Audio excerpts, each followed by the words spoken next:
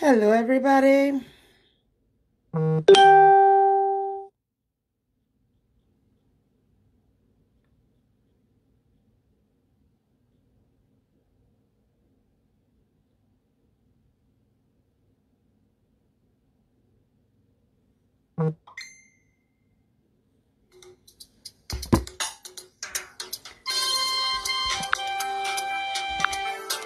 Hello, everyone. Hello, everybody. Hello. Welcome back.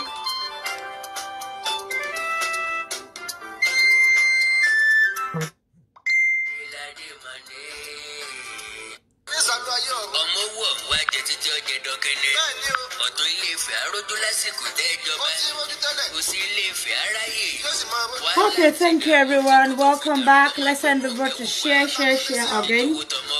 Yeah, I apologize for that disconnection. You all know what is happening. They can't stop flagging me. I don't bother myself to flag them when they are doing a show. Where will I get my evidence if I flag them? Yes, it would have been nice to reciprocate, but I should find the evidence. But I feel she. Ọlọ́run á jẹ́ kó gbàdúrà àṣìṣe fún adé máa rí àṣìṣe yẹn ṣe tó dà wá mú nǹkan tá fẹ́ mú ibi tá fẹ́ ti dé nìyí.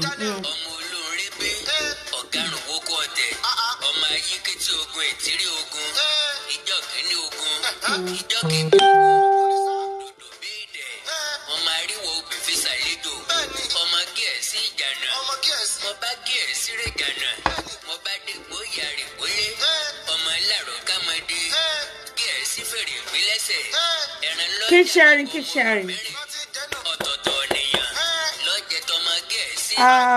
Remember we were about calling in before that disconnection. So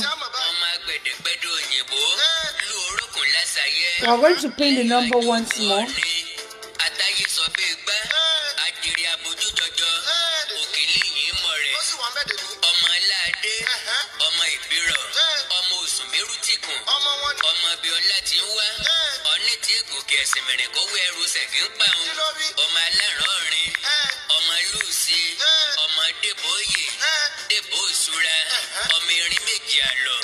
Number to call Neil.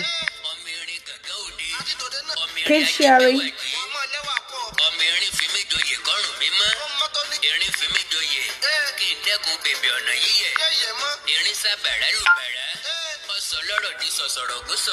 So the number to call if there's anything you would love to contribute is what I just pinned there, which is 073 760 44150, or you WhatsApp 07448166348. Don't mind me for smacking my mouth, is a bad habit. Anyway, this is a very serious matter. God knows I cannot stand to see this, our royal father, slandered, blackmailed, just the way Esabod is doing. It is becoming an unbecoming of her. Honestly, it is becoming so very unbearable. Otoniki osopo òun sọ tòótọ́. Tí máa ń bá ìlú jà, tí fẹ́ bá Buhari jà, tí mi ò ní personal vendetta pẹ̀lú Buhari. Right, ẹnikẹ́ni ni pé ẹ sọ̀rọ̀ lù, kò ṣe orí ẹ pẹ́tẹ́kí, ẹsẹ̀ wíwọ́, arọ, bàbá ẹ̀ kìíní kan. She has gone to the extreme with our Kábíyèsí, and she needs to be dealt with. Gbogbo ọmọ Ilé Ifẹ̀ ẹ gbọ́dọ̀ dìde, gbogbo ọmọ ilẹ̀ Yorùbá àsìkò tó tẹ́ gbọ́dọ̀ jáde. Ẹ kálẹ́ Ọkọ́lá, ẹ ṣe ìyàwó kí lẹ bá wa rí sọ́wọ́ tó ṣẹlẹ̀ yìí.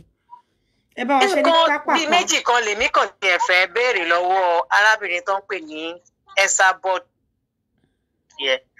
Ṣé bí nǹkan méjì ni àwọn èèyàn tó ń ṣèlú gangan tá bá fẹ́ ṣe blogging, nǹkan tèmi mọ̀ ni pé àwọn blogger tó bá pera wọn jọ, wọ́n á sọ̀rọ̀ nípa ìlú, wọ́n á sọ nǹkan táwọn ìjọba ìlú ń ṣe tí ò dáa. Eléyìí ti jọ bí ẹni pé ẹnìkan kàn dédé ó kàn hate èèyàn kan nínú àwọn ọba lọ́ba, ó dẹ̀ bẹ̀rẹ̀ sí ní ogun tì í. Eléyìí ò ń ṣe blogging. Blogger tẹ́mi mọ̀, Máyégún Diary, á ṣe blogging tó bá fẹ́ ṣe blogging kò ní lọ fẹ́ nìkankan tó bá dẹ̀ fẹ́ lọ àwọn tó ń ṣèlú ló ń lọ fún ìyẹn náà ń pè ní blogger ọ̀ ẹ́ sábọ̀dì yìí òun búlì ọba ni òun kò déédéé mú ọba kan tó bá tún fìyẹn lẹ̀ àtúmọ̀ ọba mi so ó ní láti mọ ìyàtọ̀ láàrin kéèyàn máa blog èèyàn àbí kéèyàn ní personal vendetta fún èèyàn kan ìkejì nǹkan tẹ́mi tún rí nípa àyà yìí èmi ò bá tiẹ̀ jẹ́ fún àná tó bá jẹ́ pé ó ń blog lóòótọ́ ni gbogbo àwọn làfẹ́ kí ìlú da ṣùgbọ́n eléyìí ó kàn mú yàn kó ń bá tó bá fẹ́ blog èèyàn ṣe bí wà blog ẹni yẹn directly ni èwo ni kéèyàn máa blog èèyàn kó máa bẹ̀rẹ̀ sí ní bú ìyàwó ẹ̀ kó máa bú àwọn ọmọ ẹ̀ kó ní kán lọ pa lọ́mọ kó ní kán máa kó máa sọ pé ìyàwó ẹ̀ ò lè bímọ kó máa pè lóríṣiríṣi orúkọ ìyẹn ń ṣe blogging náà bullying náà ń pè yẹn náà orí burúkú nìyá ìjẹ náà bí kémi náà bá jọba lọ́la gbogbo wa ìbàjẹ́ ìyọba ibà lórí oyè ní náà ó ṣe pé bóyá Ọọ̀ni of Ifẹ̀ ló gbédè ṣe bó náà bá ń bẹ̀ ni àbí olórí burúkú wo nìyá tó kàn ń balẹ̀ ayékẹ́ tó lóun ṣe blogging ìgbà táwa dẹ̀ mọ̀ sí láti ilẹ̀ ni pé kó máa bá yá àwọn èèyàn jẹ́ èmi ò mọ̀ ní blogger ìgbà tó di human rights activist kò yé mi ẹ kú lápá yìí. òun kò dédé change láàrin ọ̀sẹ̀ bíi mélòó kan tó wá di activist àwọn ọ̀dẹ̀ tó lè jẹjọ́ ìṣáká. àwọn yẹn náà ń bọ̀ àwọn bá ń bẹ́ bọ̀ wọ́n ti ń bọ́ ọba o wọ́n ti ń bọ́ ọba o ẹnu ẹgbẹ́ ọ̀rọ̀ wa ẹ̀sẹ̀ bá rí blogger tó ṣẹ̀ jáde ẹnu ẹgbẹ́ ọ̀rọ̀ gan òun ni gbogbo wọn ń gbọ́ tí wọ́n. kò yé wọn ó ṣe lọ́rọ̀ àwọn new viewers yẹn ni. sẹ́yìn tẹ́lẹ̀tẹ́lẹ̀ àwọn tó ṣẹ̀ jáde ó wá mú orí burúkú bíi 3,500 ló fi ra viewer láti fi dẹ́rù bá wọn bá pé òun ní voice àwọn tá a mọ̀ dáadáa Dublin làwa ń gbé ó useless jù bẹ́ẹ̀ kí lọ ní Dublin rí pé tó bá rí anybody tó bá pè láti Dublin orí àmà wú ni pé àwọn ará Dublin pè mí because kò wúlò ní Dublin. ọ̀fọ̀ bẹ́ẹ̀. ó yẹ yín so nǹkan tí èmi ní láti sọ sí ètò yẹn fún àwọn òdìdìrín tó wà ní other hand kí wọ́n lè máa gbọ́. ẹ ṣé gan ni God bless you Kọ́lá ẹ jẹ́ ká tún gbé kọ́ọ̀lẹ̀ ẹlòmíì náà àwọn èèyàn pọ̀ a máa láti ṣe ní pápápá ni ní pápápá bùkínì yẹn ń já pọ̀ ni. Hello Kọ́lá hello orí live chat lẹ́wà o hello. Hello? Yeah. Ori live chat lewa ma. This is Queen AJ's show. Yes, ma. Thank you, ma. Okay, thank you. Let me go ahead. Yeah, I'm going to start with giving absolute royal respect to Ojaja II Ọba Ẹnìtàn Ògúnwùsì. Thank you, ma. Akínkàn bá ní bẹ̀rẹ̀. Ẹnìkan kan bá nínàró ẹ̀yin arọ́bá fín ẹ̀yin arọ́bá fín ìdọ̀bálẹ̀ náà ń kọ́ba o tótó ọba Ọjájá òhe gbogbo ọmọ Ilé Ifẹ̀ gbogbo ọmọ ilẹ̀ Yorùbá mo ní ẹ bá ṣe kíá. Ẹ bá ṣe kí a ká gbé Adéyẹyè ga o ìjọba Adéyẹyè yìí wá ẹ bá ṣe kí a ní kankan ẹ bá ṣe kí a ká gbé Ògúnwùsì ga o ìbà fún orí adé ìbà fún Ọba Ẹnìtàn Ògúnwùsì ẹ pẹ́ fún wa sà. Now Queen AJ, I want to make a mention of Ọba Adésọjí Adérẹ̀mí. Yes.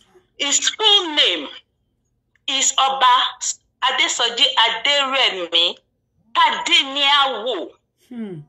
Apart from being the Ọọ̀ni of Ife, he was the premier of Western region. Yes. Now, going further, okay, let me boycott some things to make it so that there'll be other people coming in. Yes. Mining in Ile-Ife, mining in Nigeria generally. Once you have evidences, maybe expatriates, the technical know-how. Even if you don't have the experience, you have expatriates that can support you with mining. Believe it or not, all Nigerians can get license to mine.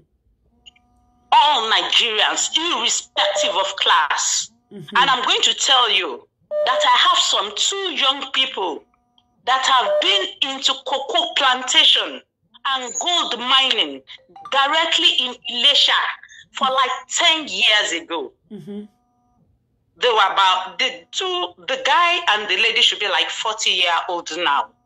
And they've started mining legally for like 10 years. They are not royalties and they are not from Ile-Ife.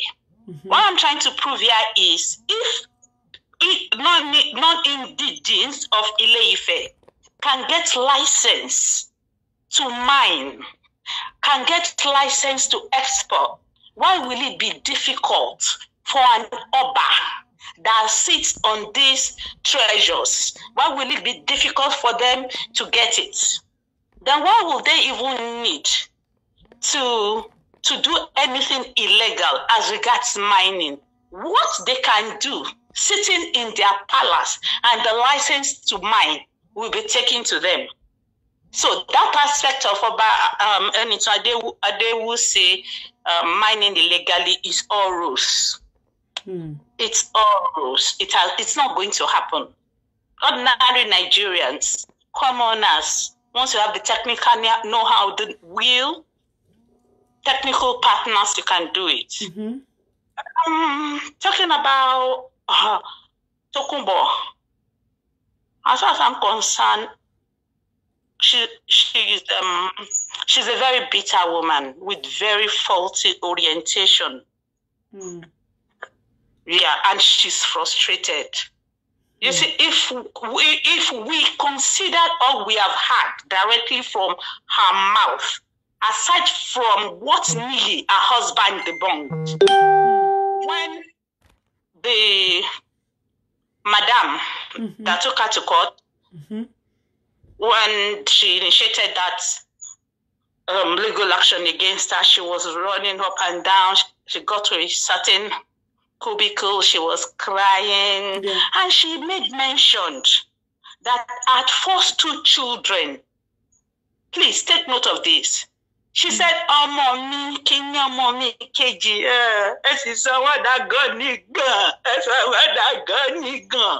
So she has 2 children that are agonigons. Agonigon means madness. Maybe in case of Tina, she said it. She said 2. Her first 2 children are agonigons. So that's an established one that she's not a happy woman. There is no woman that will be happy with having 2 agonigons as children. 1. Then 2. The 2 children she has, they're not making her proud. No. She's equally not happy. And it's gotten to a state they now beat her up. They get to embarrass her every minute. Odeda did absolutely nothing wrong to her. No. She was never a human rights activist. No. She wasn't. Because she had to quickly add that when the madam took her to court. The reason she mistakenly wrote human rights activity. That was what she wrote, out of fear. We could all see she was in serious fear, just because of invitation, just because of initiation of legal tussle. She was running. She globetrotted everywhere. She was confused. She's a coward. She's not what she portrays to be. She's a blackmailer. Yes. She's been doing it. And people have been giving her money to keep quiet. And after you came on, there was reduction from that side. Or better still, you stopped that income flow. That stream of income through blackmailing flowing onto her. You stopped it. Because people now stop paying for blackmailing them. Most people started taking her on. Yeah. So all in all, she made mention she was also taking Indian hemp. Yes. She has 40 children. That's right. Her 2 children are Agonigons, according to her. She said it. She said our first 2 children, one sister Agonigon, the Agonigons, the ones that are Agonigons, that are not Agonigons. Hannah was a model, a pharmacist. She had so many honors, but she ended up being a school teacher, according to her. Yeah. Wale is a painter. These 2 children got married or had lovers living with them in a house. Yes. Now, I want you to take note of the day. What's this boy? Wale. Wale. Yeah. The day Wale took her on. Wale was like, "Hoi, hoi." You could see she was shaking. She was in fear. Yeah. She was looking up. Her neck was almost going to come out. That's right. Her head was almost going to come out of her neck. That's she was fidgeting. Yeah. Immediately she turned Wale to her neighbor. That was not the first time she was constituting nuisance in her neighborhood. Yeah. That's It wasn't right. the first. Yeah, okay. She attacked another one. Since you came on board, like I've said it severally, your charisma, your delivery, your beauty attracted so many people to you. Thank you. And I think she had lots of problems with those known people, especially those, let me call them public figure with so much money that are your fans. So she was picking them one by one to attack them, you know. So that's that. Oba Enitan, Ogunwusi did absolutely wrong to her. It was actually a very keen contest, the Obaship. One of the Aderemi's grandson also took part in that tussle. Yeah. The kingship tussle. Aderemi, late Obadesoji Tadiniawo, Oni of Ife, and a premier of the Western region. Yeah. His grandson was part of the kingship tussle that brought in Obaene to Ogunwusi. So it wasn't like somebody liked his face. It was a keenly contested election. Yeah. That's how any Obaeniton emerged. Having said that, other blackmails was very ridiculous, and it was becoming like recurrent decimal. It was coming, and it was coming non-stop. It was becoming ridiculous. Oba Enitan Ogunwusi is not a governor. Yes. Not, as a matter of fact, all the Obas, they are under the governors. That's how terrible the military changed our constitution. Our Obas are not even just under the governors. Right. They are directly answerable to local government chairmen.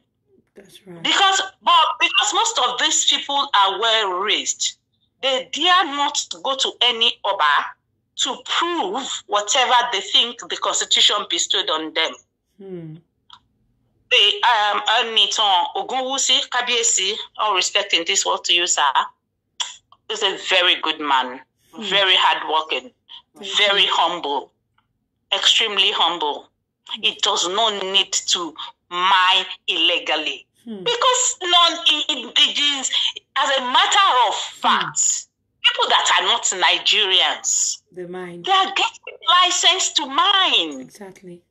Why will anybody in position of Oba Enitan Ogunwusi, why will he mine illegally when he can get it at the tip of his fingers without raising any finger? It will get to him. The bitumen. Situation where he doesn't have the license.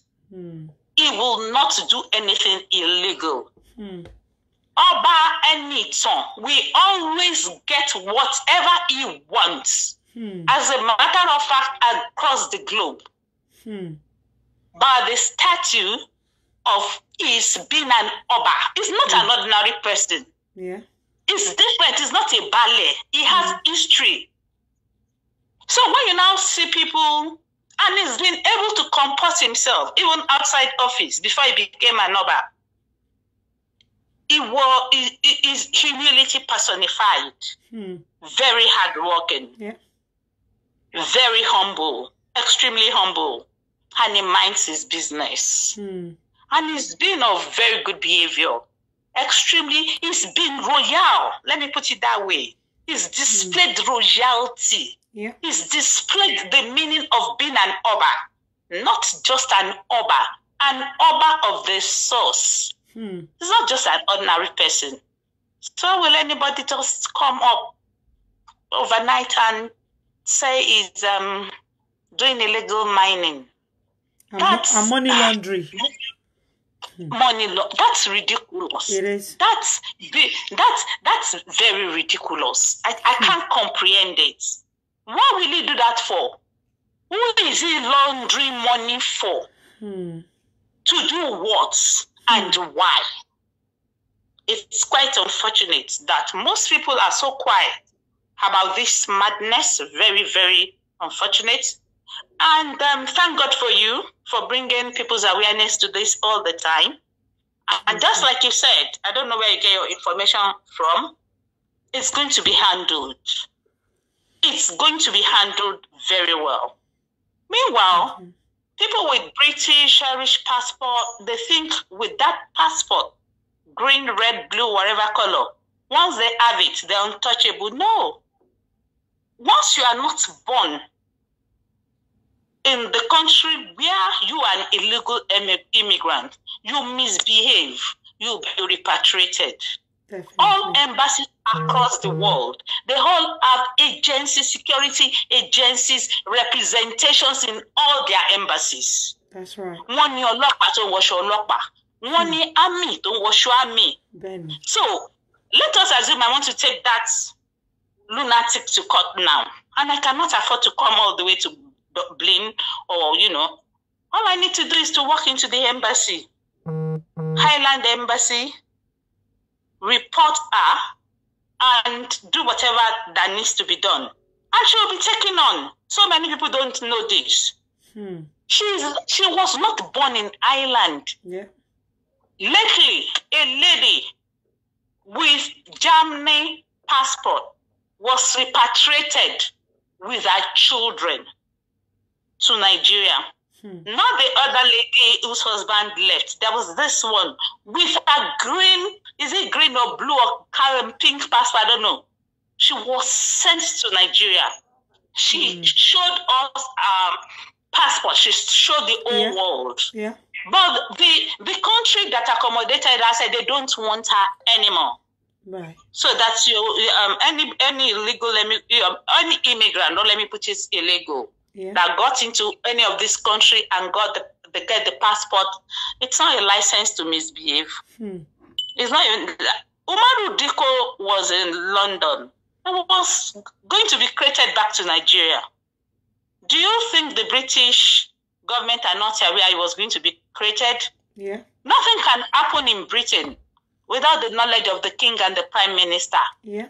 As it was in the beginning, it's now and forevermore. Amen.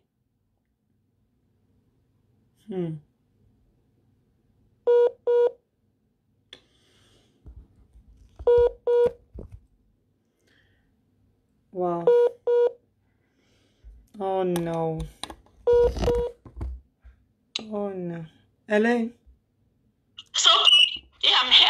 Okay. How Jale became an Oba at the age of 26. Ojaja became an Oba. I'm not sure he's 40 years, but he's still a young man. For crying out loud, he has the wisdom of Solomon. He's been equipped mentally and spiritually for that kingship. He's not an ordinary person. So it's really heart-touching, very demeaning, heartbroken, accusing this man for what he has not done. is not an administrator. He's not a premier. He's not a local government chairman. He's not a governor. He cannot be responsible for schools. Yes. He cannot be responsible for roads. Yes. He can only chip in, talk to the authorities. Yes. So, if somebody somewhere in a chimney, that's what I'm going to call that dirty room, chose to blab, spew boughs against the king, well, whatever comes out of it, which I know and I'm very sure something is going to come out of it. Definitely. It's not going to lie low. It's not. So I'm very excited. I listened to you today, and I'm very excited to contribute to this program. Thank you very much, Mal. About who si o ṣe ẹni tí à ń rí fín. Bẹ́ẹ̀ni. As a matter of fact, gbogbo ọba wa àti àwọn baálẹ̀ wọ́n ń ṣe ẹni tí à ń rí fín. Not to talk of ọba àkọ́kọ́ ní ilẹ̀ Yorùbá. Ìbà forí adé o. Ẹ ṣé ma. Mi Thank ò you tó so yín ṣe o. much. Ẹ ṣé ma. Thank you so very Ọlọ́run much. á dúró tì ẹ́. You're Thank you, ma. welcome. Thank you. Bye for now. Bye-bye, ma. Bye-bye. That was so very educative, if you agree with me. Let's show some love to that caller. Show some love. Show some love. That was a good one. Irú àwọn nǹkan tá a fẹ́ ni. Àfáwọn tó máa calling. Àwọn amukumẹ́kọ̀ọ́ ẹ̀dá. Àfáwọn òpònú. Ọ̀pọ̀lọpọ̀ wọn ni wọ́n stream Àbíkẹ́ Jagaban live bí mo ṣe ń sọ̀rọ̀ yìí pé ó ti ń sọ̀rọ̀ àtàrìndì àti òpònú àjàkánú wọn alájàngbùlà wòlíì àjàká ni mo sọ at that age ibi táyé ẹ̀ bàjẹ́ dé kò lè súnú ilé kó máa tọ́jú àwọn ọmọ ẹ̀ gbogbo àwọn ọmọ àlè ọmọ ọ̀ràn kíran lẹ Yorùbá gbogbo wọn náà wà ń bẹ̀ wọ́n sunkún ní fò Àbíkẹ́ ó expose ìyá àwọn mi ò mọ bẹ́ ṣe lè fi búlì èèyàn tó ń búlì tó ń pààyàn tó ń ṣèyàn léṣe tó ń jà kiri tó ń faṣọya tó ń já síwòwò láti fi ṣe nurse ojúgbà mi tí àwọn bí tá ṣe máa kọ lẹ́tà tí tá máa nawọ́ dé ó sì pọ̀ pé kán bá wa yí àwọn ìwà jàǹdùkú yìí ìwà gúnbẹ̀gúnbẹ̀ ìwò lára àwọn nọ́ọ̀sì àwọn náà ni wọ́n ṣe sọ̀pọ́tà fún ìyá burú yìí ẹ̀wà wọn jọra wọn ọ̀rẹ́jọ́ rẹ̀ ló ń jọ wà ní ẹjẹ́ agbọ́kọ́lá yìí náà hello Kọ́lá ẹ kálẹ́ sà ẹ káàárọ̀ ẹ ṣeun yes láti Dublin láti ń pè o mo ti rí bẹ́ẹ̀ ṣe ẹjọ àbúrò àǹtí Tòkunbọ̀ ló ń sọ̀rọ̀ mo ti rí bẹ́ẹ̀ kí lẹ́yìn rí sọ̀rọ̀ wa yìí ẹ bá wa ṣe ní pápápá àǹtí mi máa ṣẹ̀wọ̀n náà ni mo rí wọ́n ti lọ wò wá ẹ̀yin náà ti rí mo ti bá wọn mú fọ́ọ̀mù wọn lẹ̀ àti nọ́mbà aṣọ wọn aṣọ pélébé wọn wọ́n gbọ́dọ̀ mo ti mú nọ́mbà wọn lẹ̀ gan nọ́mbà tí wọ́n máa lò wọ́n máa fi ṣẹ̀wọ̀n yẹn 77172 ẹ̀yin náà ẹ wá dúró nǹkan tó ń ṣe fún bàbá oníbàbá eléyìí ò ń ṣe blogger so this woman àwọn ń ṣe weapon yìí wọ́n fi ṣe weapon láti fi máa báyàn jà ni bẹ́ẹ̀ni because eléyìí ti pọ̀ jù fún odindi kábíyèsí kíyàn bring it to nothing ẹni táwa ń wò lójú. àwọn bàbá ẹ̀ ló bring to nothing ló ṣe bàbá ti wà. no fi wọ́n lẹ̀ bẹ́ẹ̀ nǹkan tèmi kọ́ mọ̀ ni pé àǹtí mi ò jẹ́ pọnà sàn ìyá. bẹ́ẹ̀ni ẹni tó bá fojú jọba àwọn owó máa ń wo ni bẹ́ẹ̀ni. so ẹ ṣe gan ẹ lọ́wọ́ fún mo ti sọ fáwọn aráalé Ifẹ̀ wọ́n ti pè mí ó ti yín à ń sọ̀rọ̀ lọ́wọ́ wọ́n ti ní lọ bá wọn mú fọ́ọ̀mù wọ́n ti bá wọn mú fọ́ọ̀mù tẹ́lọ̀ tó máa bá ránṣọ ẹ̀ ó dà ẹ ṣe ọ̀rọ̀ ń jù bẹ́ẹ̀ lọ láti sinẹ́ ní pé òun ti mọ nọ́mbà táǹtí òun máa lò ìyẹn náà pè ní yámògógóró ọmọ ń gbowó ọ̀ta òbí ẹlẹ́wọ̀n òbí wèrè òbí amúgbó òbí ètò ìpokùnso òbí ọlọ́ṣà ó bá garanṣá gbogbo ẹ̀ ṣá ọlọ́run ò ní jẹ́ káyé wá ṣòfò tọmọtọmọ. hello kọ́là. hello ni mo hold lẹ́ǹkan. bẹ́ẹ̀ ni mo ti rí bẹ́ẹ̀ ẹ bá a ṣe ń pápápá ẹ má bínú kí lẹ rí sọ̀rọ̀ lẹ̀ yìí. ṣe rí madam Esabod yẹn olórí burúkú èèyàn ni mo tán rí láti sọ In the sense that ó pa àwọn ọ̀rọ̀ kan lẹ́yìn nígbà tí mo because mo follow woman yẹn tẹ́lẹ̀ bọ̀gbà tí mo rí tó ti ń ṣe orí burúkú máa bú ọba because ọmọ Yorùbá àtàtà lèmi ọmọ Yorùbá gidi lèmi àmọ́ sọ ó dẹ̀ wà nínú Bible pé tí ò bá lè bọ̀wọ̀ fún ọba tí ìwọ fi ojú rí ọba ayé tí ìwọ fojú rí o ò lè bọ̀wọ̀ fún Ọlọ́run ọba tó dá ẹ tí wo ò rí. So definitely Esabod gan ò ní ìbẹ̀rù Ọlọ́run alààyè tó dá sílé ayé tó fi ní ìbẹ̀rù ọba. So ẹni tó yẹ pé ayé ẹ̀ wọ́n ní ẹni tó ayé ẹ̀ bá ti bàjẹ́ a sì máa wẹ́ ní kúnra ní. Ayé Esabod ti bàjẹ́ tọmọtọmọ ó wá ń wá èèyàn kúnra. Because tí ọba ti take action ilé ìmọ̀ ó máa bà mí inú jẹ́ gidi gan ni o because tí máa ń lẹ́sìn sí wúmọ̀ ẹ̀yẹ bó ṣe ń bú ọba bó ṣe ń ṣépè bó ṣe ń ṣe inú mi máa ń bàjẹ́ gan. Àwọn èèyàn náà inú mi máa ń bàjẹ́ gbogbo àwọn tó ń fọ́lù ẹ̀ mo fọ́lù ẹ̀ tẹ́lẹ̀ ìgbà tó ti bẹ̀rẹ̀ sí ní bú ọba ni mo lọ fọ́lù wúmọ̀ yẹn. Because báwo lè yàn kàn ṣe máa dédé jókòó olóhùn ṣe Christian olóhùn ní pé Jésù òun sọ̀rọ̀ Jésù olóhùn ní ṣe Muslim òun sọ̀rọ̀ hálà olóhùn ní ṣe kí ni gọgọgọgọgọ tó ń gbọ́ ní wọn ṣe àwọn tó ń tẹ̀lé gan fún ara wọn ẹ̀yìn fọ́ọ̀tì àwọn tó ń tẹ̀lé gan mọ òótọ́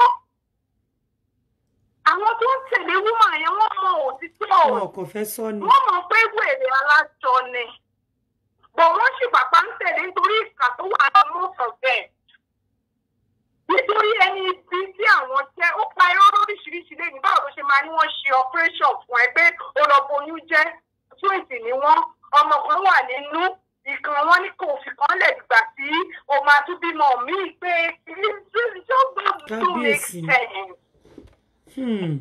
ó wá sọ̀rọ̀ fún lánàá tí mo máa correct ẹ̀ sí ni pé o ní kébì kìgbà tí dọ̀dọ̀yọ̀ yẹn pè wọlé because ìgbà tí dọ̀dọ̀yọ̀ yẹn bẹ̀rẹ̀ program mo rò pé tó ní sense ni mo kọ́kọ́ follow ẹ̀ gbọ̀gbà tí mo rí àdàdà tó òun náà ń ṣe mo wọ̀n follow ẹ̀.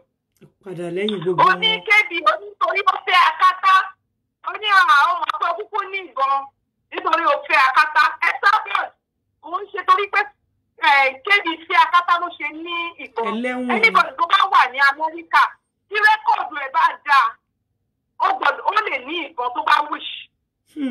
Ṣòfò ṣe pé tí wọ́n bá ní good record ní Amẹ́ríkà ó lè ní ìbọn ó lè lọ gba ìbọn so ó ṣe pé wá ìbọn tí mo ní síbí ìbọn tí mo ní síbí báyìí ṣe bí 5-6 sínú ilé ń bí.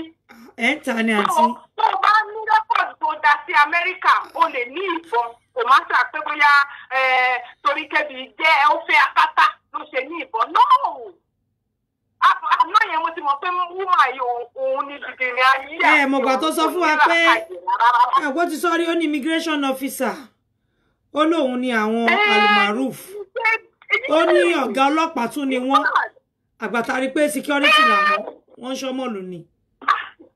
Ó ń pa fún onírú rọ̀ ó ń parọ́ àǹtí ọmọ òun mọ́dẹ́ẹ̀lì ni nígbà tó wà l'Amẹ́ríkà ń jọ ti ṣe rántí pé apátmẹ́ǹtì tó lọ sanwó ẹ̀ ó lọ́mọ òun náà gbà fún tóun sì lọ o ó ní pé ibẹ̀ làwọn máa wà àdẹ̀fí bá ṣe rí ọmọ òun ayé irọ́ bá yé obìnrin yẹn jẹ́.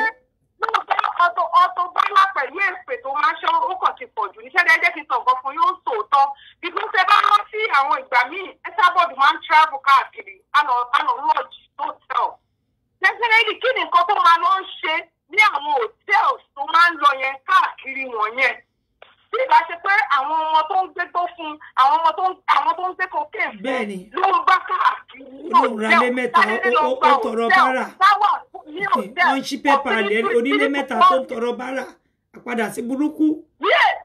Esabod ò ní nǹkan kan gbà tó fún ọmọ ẹ̀ lówó lẹ́nu ọjọ́ mẹ́ta yìí òun ló ṣe ń tú ilé ẹ̀ ṣe tẹ́bá ni ó lòun tún lè ṣe léyìn àwọn owó tó ń tẹ̀lé sojú tó fi fún ọmọ ẹ̀ yẹn ó tún fi yẹn tọrọ bárà ní pé mọ́tò gba ọmọ ẹ̀. fóònù sọnù lọ́wọ́ ọmọ ẹ̀ fóònù bàjẹ́ ọmọ yẹn fóònù ló ń pariwo ẹ̀ rí pé tàlàkà máa ń ní àyẹn Esabod tí ó lè gbégbá bárà lójú ẹsẹ̀ tó bá jẹ́yàn ni a ti sọ. ẹ̀yin ló yẹn tí ó wọlé sí wọn lára ó kọ́kọ́ dẹ̀ ó ní àwọn òyìnbó ló gbé fúláwà wọlé yìí ó ní òyìnbó mọ́ ẹ má ṣe lọ́nà sáré gbé fúláwà wá fọ́mọ òun ó fi sáì tọrọ bárà Láwọn yẹn náà bá bẹ̀ sí pé pin your paper ma.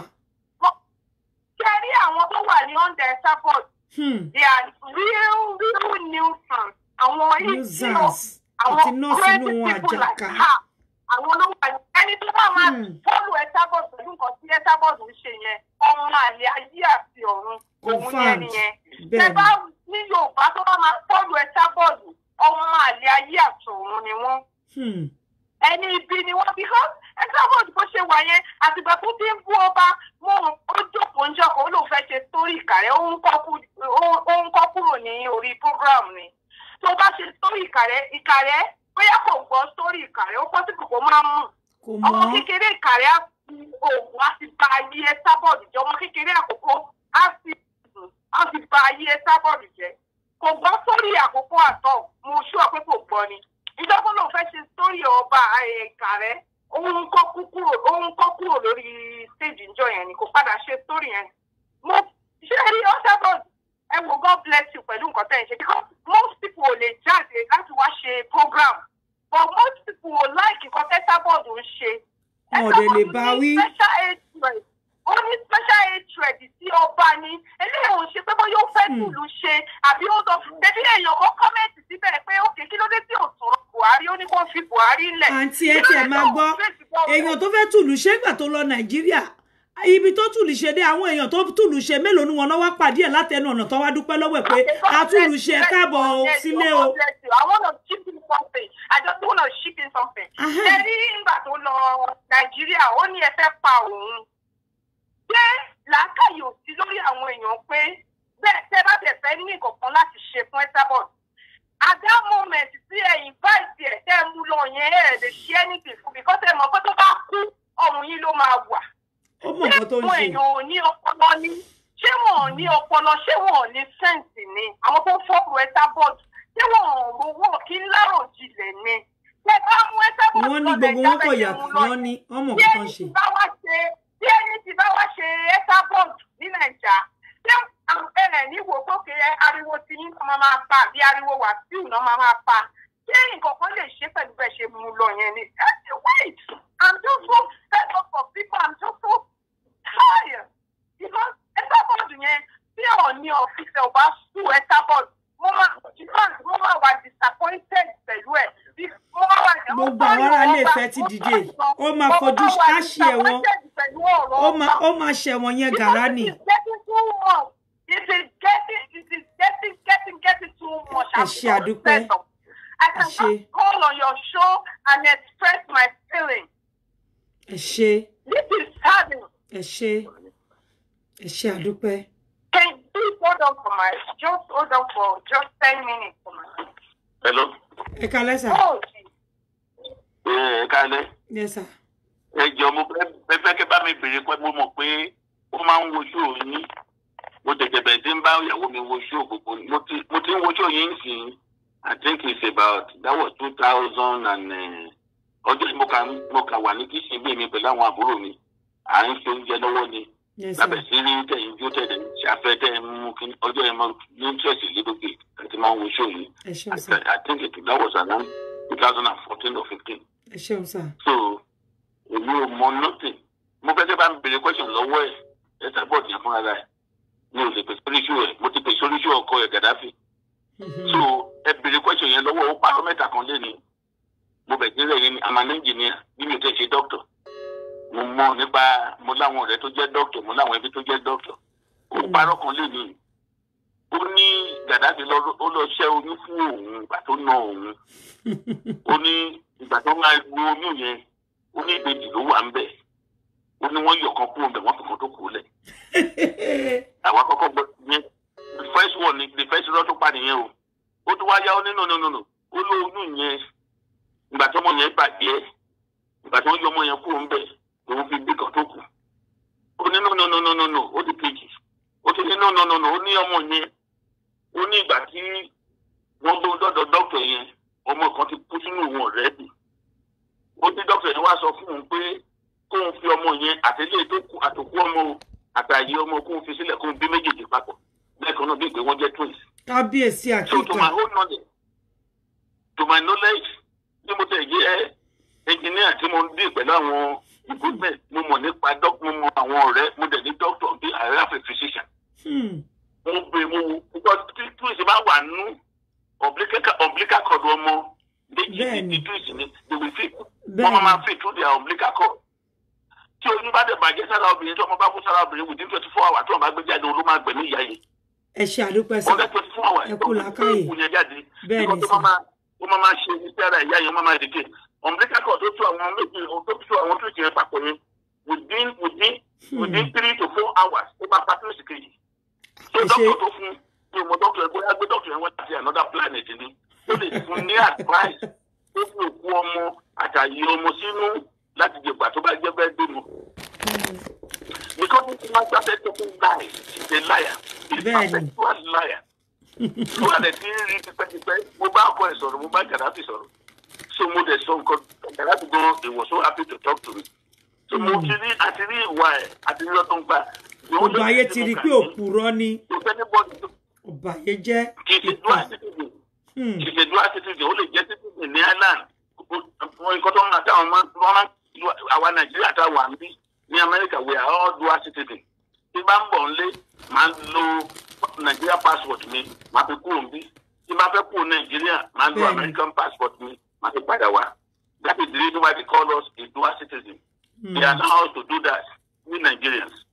So, wọ́n lè extradite lọ sí Nàìjíríà sí gbogbo àwọn gbogbo ọ̀rọ̀ kọ̀rọ̀ tó ń tọ̀ wọ̀nyẹn. She can be extradited. Àwé kò lọ́pọ̀lọpọ̀ nílẹ̀ aka ìbò everything.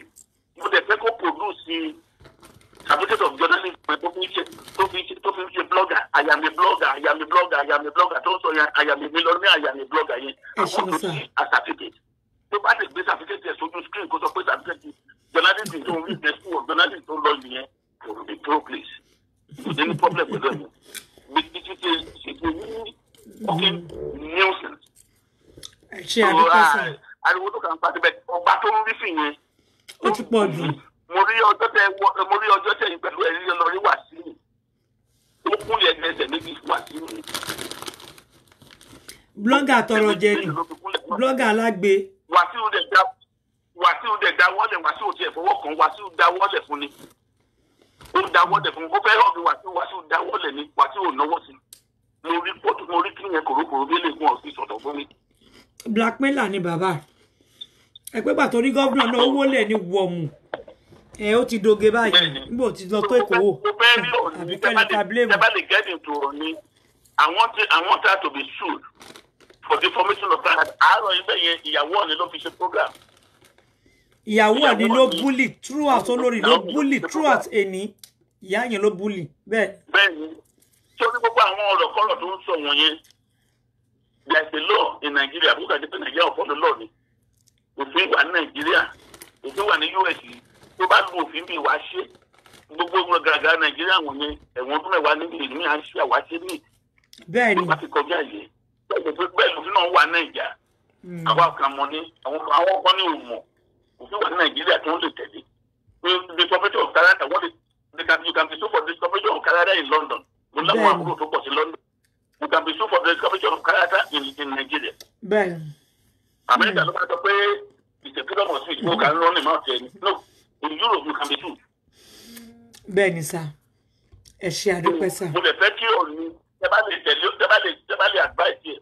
I want to see that woman in court. Ọjọ́ tó ń sunkún orí burúkú lórí tẹlifíṣàn obìnrin tó síwẹ̀ lọ́jọ́ yẹn. Tó ń sunkún orí burúkú ló ń wá fún un gbà rí. Bẹ́ẹ̀ni. Àrínú. Bẹ́ẹ̀ni. So. Gbogbo ariwo tó ń pa tó bá rẹ́jọ́ gangan sí ó máa ń sá ni ó máa bú sẹ́kún ni tán máa sọ pé justice for Esabod pé kọ́ máa dáwó. Àríní tó ti ń wá fún mi ní gàárì àrígbà yẹn so she has to face another law she has to face it squarely. So ìgbésẹ̀ mo fẹ́ bá yín sọ ní ẹ̀jẹ̀ ṣe ń gan for giving up the husband. Ẹ ṣeun sá ẹ ṣe àdúpẹ́ sá God bless you thank you so much for calling in I appreciate sá ẹ ṣeun sá. Ó dáhùn sá. Wow. Ẹlẹ́?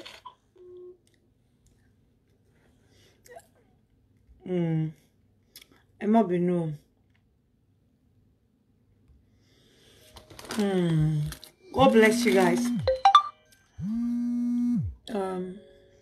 Hello. Hello. Ẹ kálẹ́ o. Ẹ kálẹ́. Báwo ni gbogbo ẹ o? Adúpẹ́. Ṣé rí ọ̀rọ̀ Ìyẹ́sàbọ̀d? Ọ̀rọ̀ Ìyẹ́sàbọ̀d kò tẹ́ in fact ti ọ̀gẹ̀dẹ̀ ni kò tó kọ́ téèyàn yàdá sí. Because amọ̀gbà tó ní Àbíkẹ́ lè wọ London mọ́, irú ẹ̀ ti pọ̀ lóríṣiríṣi. Amọ̀gbà tó gbé immigration paper Àbíkẹ́ wá sórí line. Torí mi ò mọ ibi tí individual ti ní immigration paper èèyàn lọ́wọ́. At the end of the day, ìrọ̀lọ́ abáńbẹ̀. Ó ní tàbíkẹ́ bá wọ UK, òun á para wọn, òun ò ní tewé mọ́. Olórí burúkú tí yè tewé látijọ́ náà. Bọ̀ṣẹ́rì tí Ọ̀ní tó ń ṣe lọ́wọ́lọ́wọ́ in fact tí gbogbo even tí Ọ̀ní ò bá fẹ́ sùn Ìyẹ́sàbọ̀d mo expect gbogbo àwọn ọmọ Ọ̀fẹ́ pátápátá because ọba wọn ló ń wọ́ nílẹ̀ yìí ọba gbogbo Yorùbá ló ń wọ́ nílẹ̀ yìí mo expect kí wọ́n take necessary action lórí ọ̀rọ̀ Tókunbọ̀. Ẹ ṣé. Because mi ì mọ nǹkan tí màá yẹn ṣe fún un. Ẹ ṣé. Báwo ló ṣe máa sọ pé a all first class ọba ó ń ṣe money laundering ó ń ṣe trafficking gbogbo àwọn unprintable names ló ń pe máa yìí láàárọ̀ yìí ó tún mú ìyàwó ẹ̀ ó tún bẹ̀rẹ̀ sí ní búlì ẹ̀ ibi tẹ́ ti máa mọ̀ pé olórí burúkú àgbáyé òun ni Ìyẹ́sàbọ̀d chief olórí burúkú of the universe òun ni woman yẹn. Bẹ́ẹ̀ni. So she needs to be dealt with. She needs to be dealt with. Honestly, màá wà disappointed tó bá gbé Ìyẹ́sàbọ̀d lọ sí court. Ó máa lọ. Màá wà disappointed tí Ọ̀ní ò bá gbé lọ sí court because bàbá lákù bàbá ẹ̀ ló jẹ́. Ọmọ wọn kírun Ìyẹ́sàbọ̀d náà kálóbi ṣe bá gbélé wọn lárí yẹn. Bẹ́ẹ̀ni. Olórí burúkú èèyàn ẹ máa gbọ́ nǹkan tó ń sọ ọmọ kan kú àtòkù àtàyè ọmọ ó ní kó ń filẹ̀ ẹni tó ní bá bàjẹ́ sínú ẹ̀ tó àbá tètè gbé jáde rupture ló máa pè nítàn tó bá gùnfẹ́ lásán máa máa rùn ni tó bá sọ lásán máa máa rùn ni olórí burúkú wa lóun fẹ́ gbókù ọmọ sínú evacuation ló máa ṣe fún ẹ within 24 hours. Ó purọ́ jù. Ó purọ́ jù. A bloody liar for that matter. Bẹ́ẹ̀ni. Ọ̀ṣẹ́rìtọ̀ ni tó ń ṣe lọ́wọ́lọ́wọ́ ẹ̀. In fact Ìyẹ́sàbọ̀d gbọ́dọ̀ pay fún díálé. Ẹ̀yin orí bó ṣe rí ni ayé ń bàjá wọ́n ti kúrò lọ́pọlọ ìyá yẹn olórí burúkú tó ń bẹ̀bẹ̀ fún kó wá máa òun ló máwọn aṣẹ́wó ló náà wọ́n lọ́pàá òun máwọn tó ń dókò kiri ó ń bẹ̀bẹ̀ fún ògùn dòkú kó wá bá òun sùn ṣẹ́rí pé olórí burúkú nìyá yẹn gbogbo àwọn ògbèrè tó ń tẹ̀lé wọn ọ̀dẹ̀ rí yẹn. Wọn ò ní rí. Wọn ò rí gbogbo yẹn gbogbo àwọn ọmọ Yorùbá tó bá tẹ̀lé ọmọ àlè ni wọn tó bá tẹ̀lé Ìyẹ́sàbọ̀d lágbára Ọlọ́run irú wọn lọ́lọ́run máa fáwọn ọmọ wọn níyọkọ irú Ìyẹ́sàbọ̀d lọ́lọ́run máa fún gbogbo àwọn tẹ̀lé níyàwó tó bá bọ́kùnrin tó bá bóbìnrin ni wọ́n tó bá jóbìnrin á pàdé ẹ̀bí irú ìyọkọ àwọn ọmọ wa fẹ́ gẹ́gẹ́ bí ìyàwó lágbára Ọlọ́run bó ṣe ń ta epo sálà Ọ̀ní bẹ́ẹ̀ lọ́lọ́run ṣe máa ta epo sálà gbogbo àwọn ọmọ àwọn tó ń fọ́lù ẹ̀ lágbára Ọlọ́run àwọn olóburúkú èèyàn. My sister, let me just leave you jare. Thank you for updating us on the issue. Thank you. All right. Ó wà disheartening. Ẹ kà tó pé Kọ́lá. Hello Kọ́lá. Hello. Kábíyèsí àǹtí yín o. Ẹ kálẹ́. Ẹ kálẹ́ o. Yes ma. Mo fẹ́ contribute sí nǹkan tẹ́ ń ṣe. À ń gbọ́ yín mà. Ọlọ́run á wà pẹ̀lú yín. Àmín. In fact, ẹ ń ṣe a great job, you know. I remember when you started. Because mo máa ń wo program tí máa ń ṣe tẹ́lẹ̀, which is there's one particular one tí mo follow. Tẹ̀sán pa ọkùnrin àti obìnrin bí àwọn ọkùnrin ṣe ń, you know, gigolo men and gigolo women, all those stuff. Mo rántí the very first day. Woman yìí máa ti ń bully for very long time ló ti ń bully yín. Bọ́jọ́ tẹ fẹ́ respond, mo ní ta ló mọ àǹtí yìí o kọ́ lọ sọ fún Ìyẹ́sàbọ̀d kí n ṣe ẹni tó máa ń dá lóhùn. Ẹni yìí kò mẹ́ni tó fẹ́ dá I was so scared on this very day. And mo refuse láti wo show yín níjọ́ yìí. Wọ́n dẹ̀ ròyìn pé no pé ẹ really dá padà fún. So gbà tó máa fi èèyàn kan wá pè mí pé pé kí n wá lọ wo show tẹ́ ẹ ṣe pé ẹni yìí ẹnu ẹ ó fún jẹ gan kíní kan mo ní really. Wọ́n á wo show àti gbà yẹn. A lot of people in the island only can gain confidence wọn padà. Obìnrin yìí máa bully wọn. Èyí tó máa gbóúnjẹ lọ fúnlé máa gbóúnjẹ lọ fún nílé. Èyí tó máa sanwó fún ní every time tó bá ṣe ń gbowó lọ́wọ́ social ó máa lọ máa fún lówó. If you people remember, there's a lady tó ń ṣe show tẹ́lẹ̀tẹ́lẹ̀ tó sọ bóun ṣe máa ń sọ bí kùsí tó máa ń gbóyàn tó máa ń gbé lọ fún Ìyẹ́sàbọ̀d. Then even though pé ó ti padà lọ bá ń sìn ẹ̀mọ̀ ọtí ìjọ yóò ṣe pé kínní. This is the kind of person tó everybody mọ̀ Tókunbọ̀ láti jẹ́ ní island. A lot of people wọ́n bẹ̀rù ẹ̀ gidi gan. Me ò wà surprised gbogbo nǹkan tó ń ṣe because life ẹ wà bitter. Ọmọ àkọ́bí kò sọ ọkọ ti kú ó bímọ kejì kò sọ ẹkùnrin ò dúró ìwọ́dẹ ló claim ó ní òun ta kíní kan my husband back àkìlọ ewé wúre owó lọ́nà òun ta yẹn náà kò lè rí ewé yẹn já fún ọmọ ẹ̀ láti ẹ̀ ti kọ́kọ́ mú ọkọ dúró fún ọkọ ẹ̀ fún ọmọ ẹ̀ kò lè mú ewé yẹn dúró I'm very sure the same ewé yẹn ló fẹ́ lò fún baba Gaddafi tí ò ràn tẹ́lẹ̀lẹ́ni tí yẹ sọ tẹ́lẹ̀lẹ́ni fi sá. Ayé ẹ̀ wà Peter ọmọ kejì rẹ̀ wọ́n ní òyìn wọ́n ti arrest him so many times ó ti lọ sí wọ́n deport padà sí Nàìjíríà bóyá ó kú bóyá ó yè kó mọ ibi tó wà. Èyí tó jẹ́ Wálé ó tó dá gbogbo mú gbogbo kò tẹ̀ dàbọ̀ ọmọ gan ọ̀rọ̀ tó bá ń sọ gan pápá sí àwọn ọmọ mi tí mo bí silent mi báyìí tó bá ń sọ̀rọ̀ à ń gbọ́ tí Wálé bá sọ̀rọ̀ kò jọ bí kó ti yí lórí lè gbọ́ kan tó ń sọ èpè tó bá kàn kọ́ọ̀sì tó bá kàn jáde nínú ẹ̀ lè máa gbọ́. Wọ́n ló fún yàn lóyún òun náà mọ̀ ń bọ̀ ìyàwó ẹ̀ ń jà ó nà kátẹ́ àzúmì bí àyàwó ló ń bá jà ẹ̀kọ́ tó ti kọ́ ọmọ ẹni bí wọn náà ṣe ń na bàbá ẹ̀ nìyẹn lọ́mọ ẹ̀ náà ti fi pé yes because ọmọ kéré tí bàbá ti fi lé sílẹ̀ sọ́ra àlè sọ pé bí yàwó bàbá ló gbé ìwà ìyá tó di gangan òun ló ń fọ́lò bí ìyẹn ṣe ń búlé àwọn èèyàn púpẹ̀ náà rí then iye obìnrin náà mo wà surprise mo gbọ́ pọ́n ló bímọ pọ́mọ yẹn kò rí gbogbo ìtàn burúkú tó wà nínú ilé ẹ̀ kò rí ìkan yẹn gbé wá kó tẹ̀ blog lórí ẹ̀ kátẹ̀ bá dá sí pé obìnrin yẹn ó wà honest for the first time kò rí yẹn sọ another thing ó ní wọ́n fẹ́ pa àwọn ní Nàìjíríà ṣẹ́ni tó bá fẹ́ pa ṣó máa ń jẹ ohun tó jókòó kalẹ̀ pàtà ẹ̀yin tó tẹ̀ jẹ́ pé ẹ̀yin lẹ súnmọ́ ẹni tó invite yín lọ sí Nàìjíríà àárín kẹ́ fi gbogbo ọwọ́ lá jẹjẹkújẹ jẹbọkọ ọkọ ń jẹ ṣé ẹni tó fẹ́ pa ló ń jẹun ló ń láwọ́ ló ń ṣe gbogbo ẹ̀ tó tún bá mi o kíní kan tó kàn ṣe bí kàn ń fò kiri I was so in fact mo wà shame níjọ́ tí mo wo kíní pé irú ìyàwó líle ìyá yìí ṣáwọn ọmọ ò lè sọ fún pé àwọn ọmọ tó ń tẹ̀lé ìyá yóò disgrace wa nǹkan tẹ̀ ń ṣe yìí ó wà láàárín àwọn èèyàn tó pé àwọn èèyàn gidi Nàìjíríà òun fò kiri ó tẹ̀ ẹ̀ ṣé ò sáfù pé kọ́dẹ̀ tẹ̀ balẹ̀ for once kó má gbé ṣe lé lọ síta then ṣẹ́rí àwọn tó ń tẹ̀lé obìnrin yìí gbogbo wọn náà jẹ́ bully because wọ́n ní àwọn èèyàn tí ìwẹ̀ ò bá da obviously ó máa tẹ̀lé ní tí ìwẹ̀ náà ò dàbí títí ẹni wọ́n máa ti ní àwọn èèyàn tó máa ń bully ládùúgbò wọn á lọ sáfá bẹ́ẹ̀ ẹni yẹn tó bá ti rí pé ó ti ń tẹ̀lé wọn ò ní confidence láti lè bá wọn jà because wọ́n ti mọ̀ pé wọ́n máa gbé wọn wá sórí kíní wọn wá bully wọn so everybody tó ń tẹ̀lé obìnrin the same trade ní gbogbo wọn carry bẹ́ẹ̀ni mi ò try mo kí n fi sorry fún wọn tó bá attack gbogbo wọn because nǹkan kan ló gbé wọn lọ síbi bẹ́ẹ̀ nǹkan tó gbé wọn lọ síbi bẹ́ẹ̀ yẹn òun náà lójú wọn lọ rí ṣẹ́rí nǹkan tó yẹ kó ṣẹlẹ̀ ṣẹ́rí bí eléyìí tó ń ṣe pẹ̀lú àwọn ọba yìí ó yẹ kán fi jó òfin gidi èmi dẹ̀ mọ̀ kán máa fi jó òfin because kò sẹ́ni tó máa ṣe irú ẹ̀ tó máa mú jẹ obìnrin yìí ló máa pèèyàn láṣẹ́wó lánìí pé kìnnìkan ìwọ ló ń ṣí ọyàn fún bàbá àgbàlagbà àṣé Nàìjíríà tẹ̀ ń wọ̀n ẹ̀ lọ gbogbo àwọn tó ti bú oníkọ́lọ́ máa bá ẹ bẹ̀ wọ́n ojú òtẹ̀ ẹ̀tí gbogbo àwọn tí wọ́n ti bú látòkè dé oníkọ́lọ́ máa bá ẹ bẹ̀ wọ́n ìwọ yìí ló máa sọ pé kìnnìkan aṣẹ́wó ni tàwọn aṣẹ́wó ni ẹ bèrè lọ́wọ́ Esabod ó máa ń lọ Dubai táwọn ọmọ kéékèèké tó máa ń bá sùn àwọn ọmọ kéékèèké àwọn ọmọ ṣípínlẹ náà máa ń bá Esabod sùn ní Dubai ẹni tó mọ̀ dáadáa gidi gan sọ fún mi pé many years ago bí àti bàbá Gaddafi bá lè sọ pé sí nǹkan tí mò ń sọ yìí wọn náà máa ń lọ sí Dubai pé àwọn ọmọ kéékèèké ló máa ń bá sùn ó ní oyún bàjẹ́ mọ́ òun lára ẹni tó bá ti mu tó mu gbó tó mu sìgá tẹ́lẹ̀ báwo lóyún ò ṣe ní bàjẹ́ oyún bàjẹ́ lára ibi kan sìgá tó mu orí ibi tó dẹ̀ wáyé bẹ̀ ló máa gan mọ́jọ́ kan níbi tó ti ń bá ayé àwọn èèyàn jẹ́ bẹ̀ láyé ẹ̀dẹ̀ máa bàjẹ́ sí. àti gbogbo àwọn tó support ẹ̀ náà láyé wọn jọ máa bàjẹ́ pọ̀.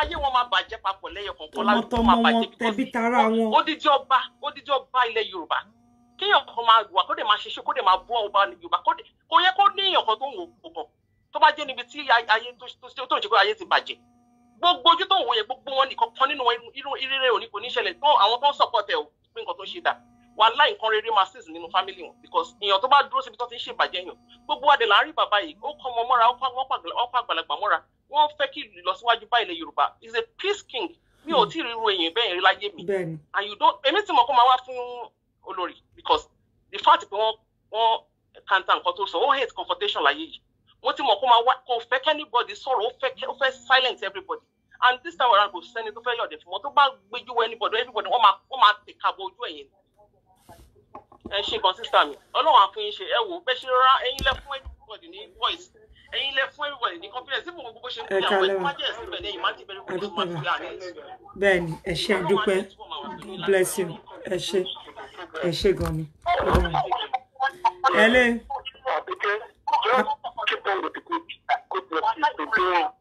Sọ̀rọ̀ lédè ẹni táyé ẹ̀ ti bàjẹ́ ni tó wá inú ọ̀bìtì láti fi kóra. So you need to be careful and kódà àwọn èèyàn ṣe ẹni tí wọ́n bọ́ọ̀gà ara ẹ̀ lé lórí because lédè rẹ̀ yín. So lédè rẹ̀. Ẹ bá wa yí rédíò yín lọ́lẹ̀ díẹ̀ sà. Ẹ bá wa yí rédíò yín device yẹn lọ́lẹ̀ díẹ̀. I'm doing that now. Yes, ma'am. Surely, you need to be very, very careful.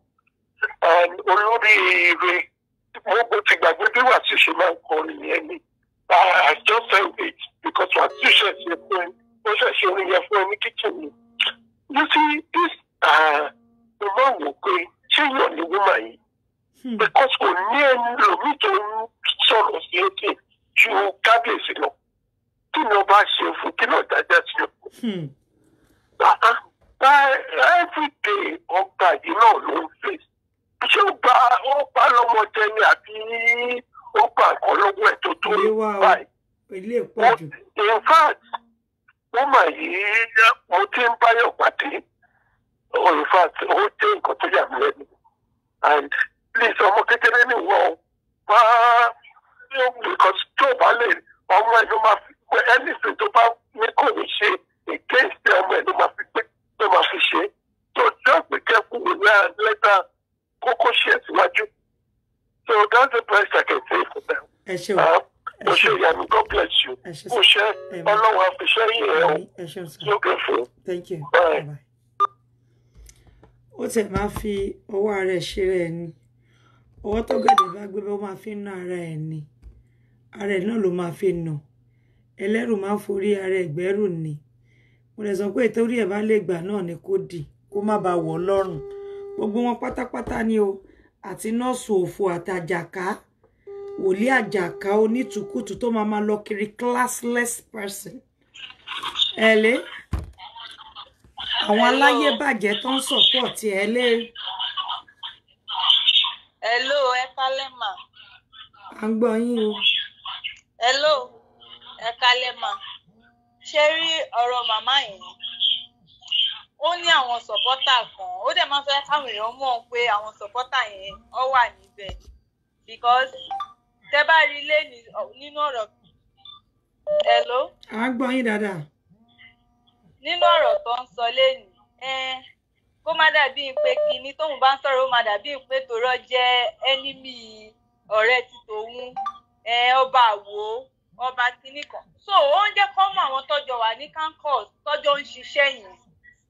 Kò fẹ́ jẹ́ pé kó jẹ́ pé òun nìkan ni kó mọ̀ pé àwọn pọ̀ dáadáa táwọn jọ ń ṣiṣẹ́ yẹn.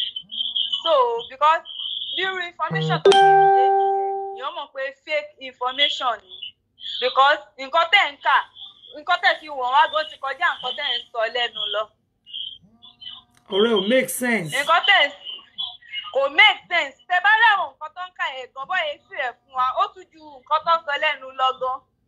Because ọkàn sọ̀rọ̀ ọkàn tún fi kún kidnappers kìíní kan is rubbish. Màmá yẹn mi ò really follow wọn because ẹ mọ̀ kíyàn máa wo nǹkan fíìmù bí kíyàn máa wo nǹkan kínú dẹ̀ máa bí bíbà tẹ́ pé kẹ́rẹ́ ni ẹ̀kẹ́dẹ̀ pa bẹ́ẹ̀ ló ṣe máa inú wọn máa ń bí ní gan. Bẹ́ẹ̀ ni gbogbo ẹ̀yin ti Nàìjíríà mo ti rí bẹ́ẹ̀.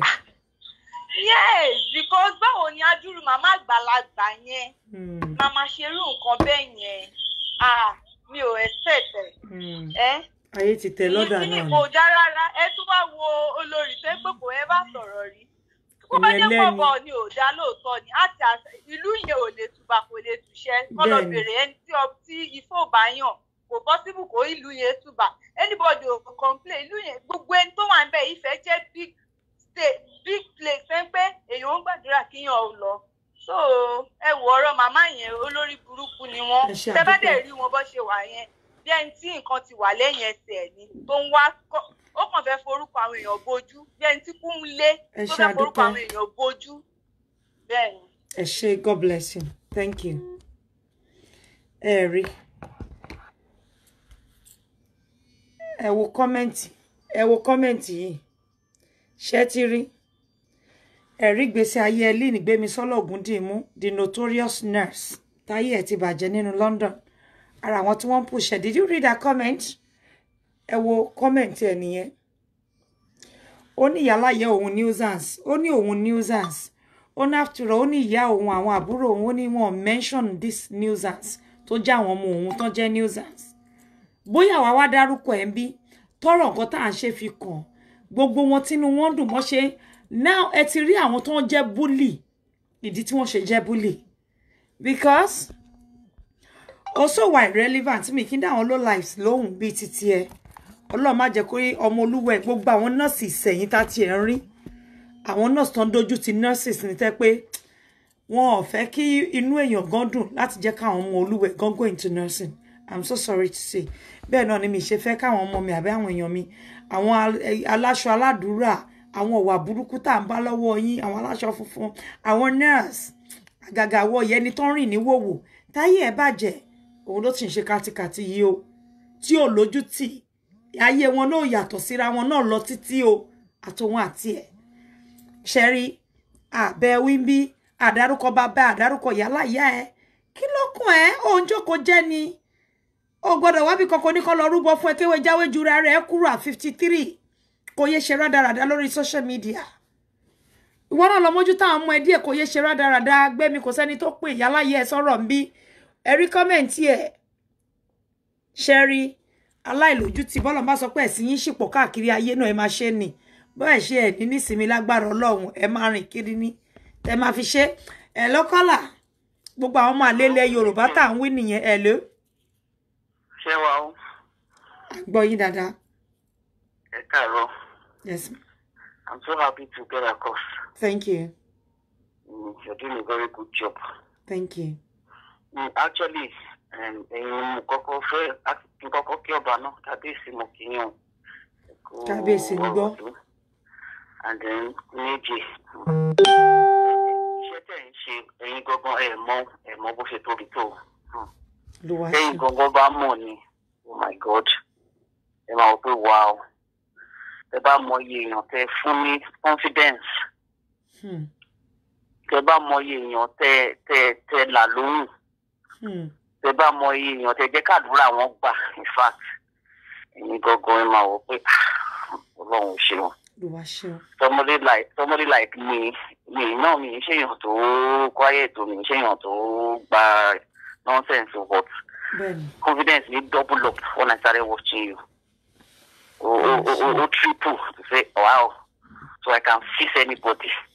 Thank you so much. You're doing a great job. And as far as that woman is concerned, to me she's inconsequential. Because if somebody is living on lies, you bá rí nǹkan tí ò ṣẹlẹ̀ tó ń sọ, òní máa ń find it hard láti listen to àwọn èèyàn dẹ́yìn.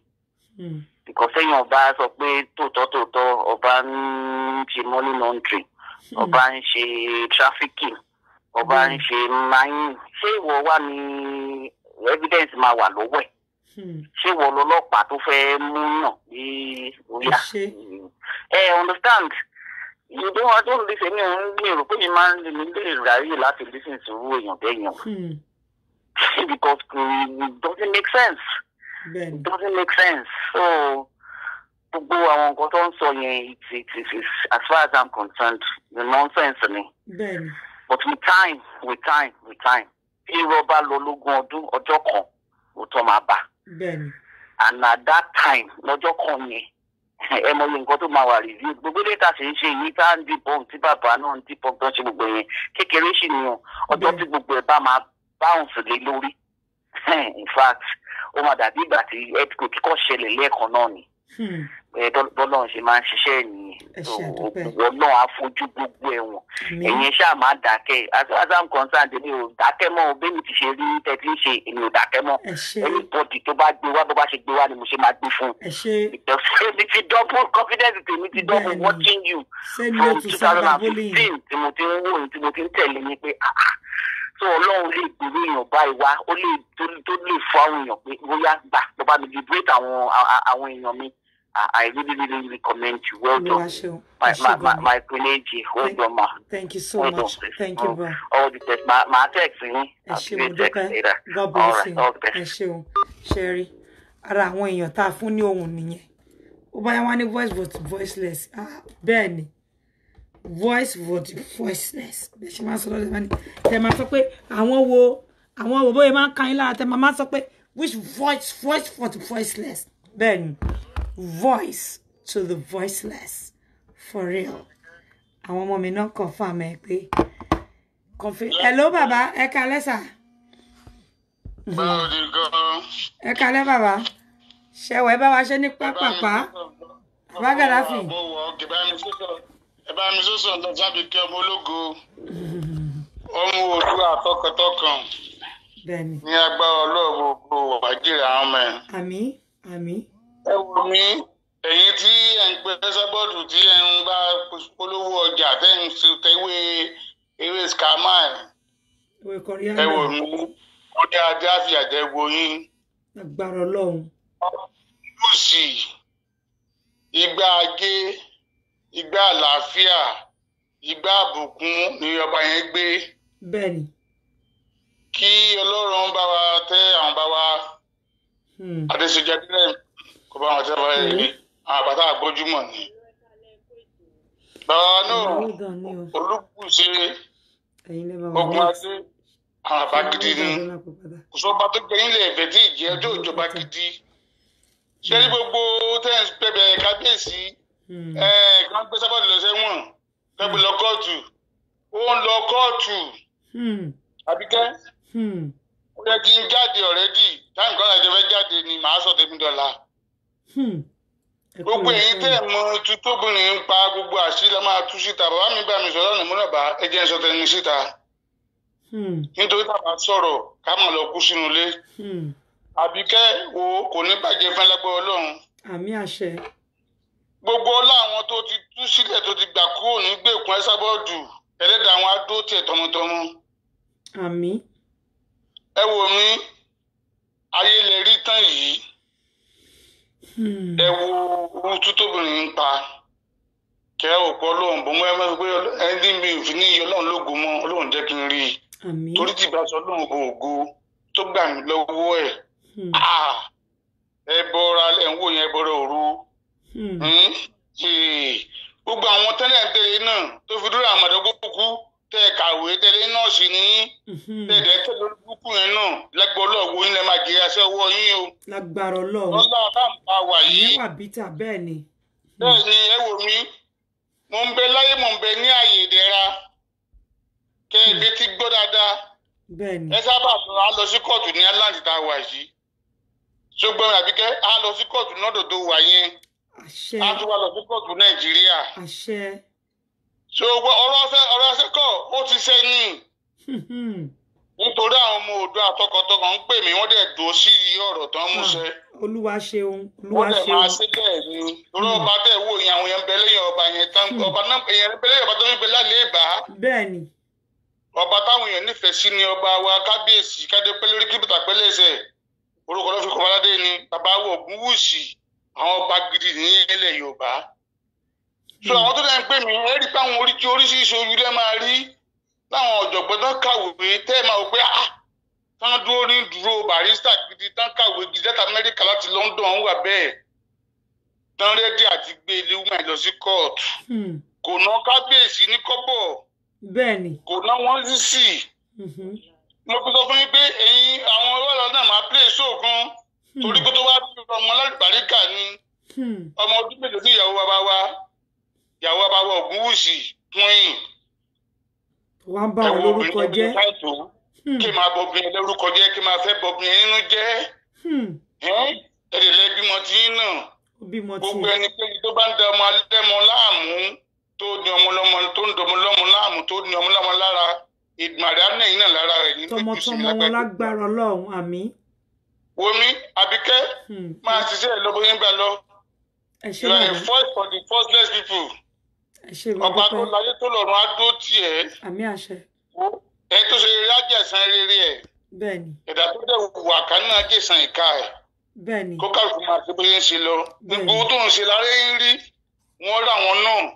bẹ́ẹ̀ni. gbogbo àwọn tó dẹ̀ lábẹ́ wọn gbogbo náà la máa tú síta tó bá yá. agbára Ọlọ́run ló máa ṣe ìṣiṣẹ́ lẹ́yà tọmọtọmọ lágbára Ọlọ́run. a máa ṣe lẹ́yà tó fi dóyìn tó wà lọ́dọ̀ tó fi dóyìn tó wà lọ́dọ̀ tó ránṣẹ́.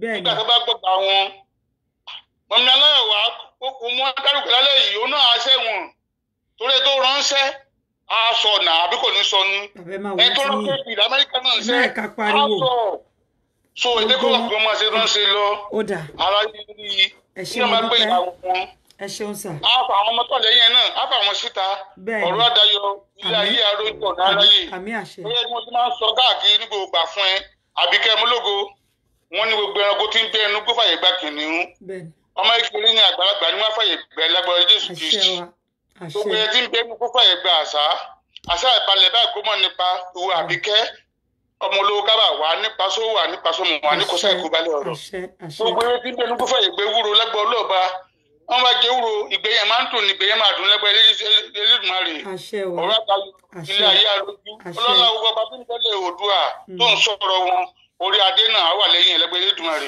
kí ẹ fẹ́ lọ́pàá ògùn máa pè wọ́n lọ síta olúwadó tiẹ̀ ọkọ bàbá àwọn ọmọ Esabod ló pè yín ọkọ tó ti bímọ fún ọkọ ẹlẹ́ǹkejì tó bímọ fún in case you don't know tó frustrate life ó frustrate life bàbá yìí ó bully ó parọ́ ohun wọn lẹ gbọ́ yẹn ẹ lọ máa wo kíní wọn Prince Níyì Oyèwọlé kẹ lọ máa gba àwọn gangan náà nìkan tó ń pè ní nǹkan ń bẹ ọ̀rú mọ́ọ̀rú ẹnu Gaddafi gọlẹ̀ ti máa gbọ́ fake lèyí tẹ gbọ́njọ́ sí original ọ̀rú mọ́ọ̀rú ẹnu Gaddafi ló wà kò sírọ́ o àwọn ní first testimony kan leléyìí o àwọn tó fún lọ́wọ́ àbẹ̀tẹ́lẹ̀ kan máa jẹ́rìí èké kan leléyìí o ọ̀run mọ́ọ̀rú gangan Prince Níyì Oyèwọlé ló ní lọ́wọ́ ẹ ló kọ́lẹ̀ ẹ má bínú o ẹ ló ẹ kalẹ́ mà.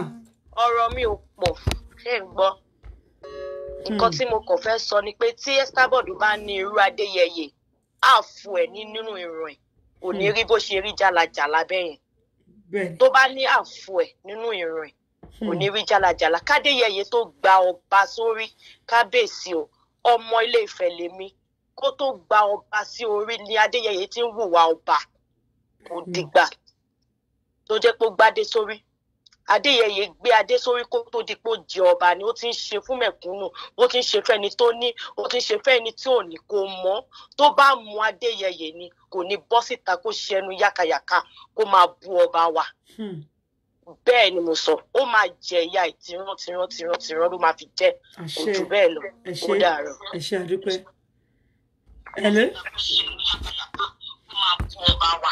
hello ẹ bá wa yí rédíò yín lọ́lẹ̀ kọ́là. Hello. À ń gbọ́ yín dáadáa. Kálẹ́ Àbíkẹ́. Ẹ kálẹ́ mà. How are you? Kúṣẹ́. Kúṣẹ́. Orí adé àgbè ẹ̀bọ̀n ṣe sọ lágbára Ọlọ́run. Àmín. Bá àtọ́jú àwọn ọmọ ẹ̀. It is well with you. Àmín. Ìgbésẹ̀ tẹ ẹrọra ń gbé yìí Ọlọ́run á bá yín lọ́wọ́ sí. Àmín. Ọlọ́run á dẹ̀ gbogbo àwọn àṣebímọ́. Àmín. Bọ̀ èyí tó jọ mí lójú jù ni Ellen nurse. Bully ni. Pẹ̀lú gbogbo this same woman ó bà yí ẹ jẹ́ débi tí wọ́n bà yé èèyàn jẹ́ dé láyé. Ọlọ́run ti jẹ́ kó bàjẹ́ sí lágbára Ọlọ́run. Esabod ó pè é olójalè ojí aago ojí owó ojí ajá ojí gbogbo ẹ̀. Ẹ̀dá yẹn náà Ọlọ́run dín pẹ̀lú ẹ má ẹ̀ka sọ̀rọ̀ yẹn. ó mà lójútì rárá no. Kò lè ní. ó ṣáà rí picture mi grandmother ni mi irú ẹ ó yẹ kó bẹ̀rẹ̀ sí ní máa pray fáwọn ọmọ ẹ̀ ìgbésí ayé náà kò yàtọ̀ sí ti Esabod ìgbésí ayé àjà. ìyẹn bẹ́ẹ̀ mo rí táwọn èèyàn ń táìpù nípa Naomi náà mo wo profile torí mi ò tẹ́ ń lọ́dọ̀ gbogbo àwọn yẹn Naomi adúrú rọ tó pa ń lé ayé ìyá yìí olóba yí ẹ jẹ débi ó bá yí ẹ jẹ débi orí ọ̀rọ̀ ẹ̀gbọ́n ẹ tó kú dànù ìwọ ló wá ń sọ gbogbo ilé ẹnu gbẹni ó ń wọwọ lé ó ń wọwọ kínní ní ẹnu ẹ Naomi ayé ẹ ti bàjẹ́ ọ̀run ti bà yí ẹ jẹ́ àwọn tó láyé ti bà yí ẹ jẹ́ irọ́ bà yí ẹ jẹ́ gbogbo yín ẹ ṣe ní làákàyè báyìí ayé yín ṣe burú báyìí Naomi tiẹ̀ ta kó nílé ayé ò lè rọ́nà gbégbà mọ́ bó ṣe rí nìyẹn pẹ̀lẹ́ Àbíkẹ́ ẹ ṣé àdúpẹ́ mà Ọlọ́run àdúró tì ẹ ṣé mà Ọlọ́run ò ní ẹ ṣé mà ẹlẹ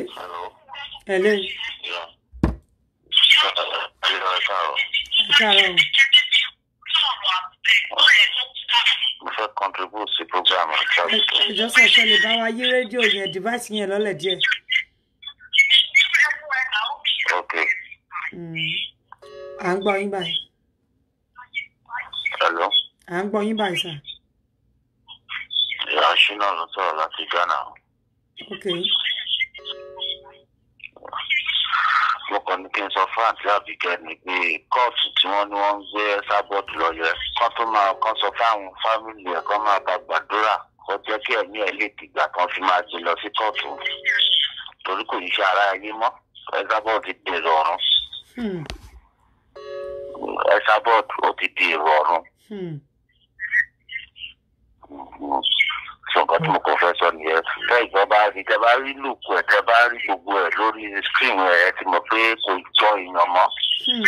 Àwọn tó nílé ayé tí wọ́n ti finá mọ́ ó dẹ̀ ti kò sẹ́ni tó lè wẹ̀ mọ́ ìyá yẹn ti lọ. Ó ti ṣe nǹkan tí ò gbọdọ̀ ṣe ẹ ṣé àdúpẹ́ ẹ ṣeun sà ẹ ṣé sà ẹ ṣé ẹ jẹ́ ń pọ́sì díẹ̀ lórí àgbékọ̀ ẹ jọ gbogbo ẹ̀yin kọ́là àwọn kan wà táyé wọn ti ruin mi ìfẹ́ ká dárúkọ wọn lórí show yìí ẹ jọ̀ọ́ ayé wọn ti ruin pátápátá mi ìfẹ́ ká fún wọn ní popularity tí wọn ò deserve àwọn clique ẹ̀ tán jọ bẹ̀rẹ̀ wèrè tán jọ bẹ̀rẹ̀ tèmi kọ́ ní etiquette díẹ̀ tí mo fún ní moral value tí mo yánu tèmi ìyẹn Sàwáwẹ̀ tó wá di kampi tó padà sọ́hun náà Sàwáwẹ̀ ẹ má sọ̀rọ̀ wọn àdúrà ní kẹ́kọ̀ọ́ máa gbà kan tó bá yẹ wọ́n ní kọ̀kọ̀ ní kẹ́ máa fi ta wọ́n lọ́rẹ kí ló tún kù ẹ rí èèyàn wà bítà lódidi ọdún mélòó láti 2018 ìyẹn àdàgbàjẹ́ ràrúfù ẹ rí bó ṣe jọ ń gẹrí ẹ rí gbèsè ayé onítọ̀hún ẹ rí ojú tìyẹn náà vitamin skuri àwọn pípù yóò láyé ikọ̀ ògbé kan ní gbogbo wọn eléyìí tójú ẹ dàbí ojú ẹlẹ́ṣẹ̀ kí ló fi yàtọ̀ sí Esabod ẹ yé máa sọ kíní Hello, Abike Jagaban, Queen Abike Jagaban. Hello, my darling sister. Ekale.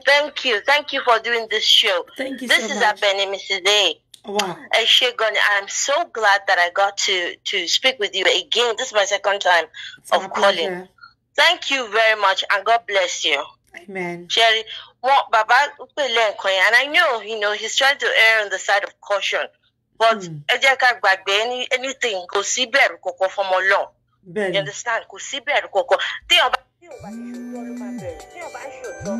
Lord God of hosts is on your side. So forget it. Are you kidding me? Non-disgrace all over. And I have a message for that one who calls herself Ellen. You are a disgrace to the profession of nursing. You understand? I am so sorry to say, yes, wanted to be anybody, but I'm so pissed off. You know why? I'm so sorry. I'm just so I need to calm down. That woman pissed me off yesterday. Okay, your so-called friend, you know your friend is abusing the queen. You know what like they say profile tó fi attack kábíyèsí àtìyàwó gbogbo wọn ayé wọn jọ bàjẹ́ sójú kan ni ayé Elini náà sànjọ ayé òun lọ. Of course not. Woman tell us poison. No, that woman is even worse than Esabod, if you ask me. So, call message call goody two shoes. Loju awon call message back.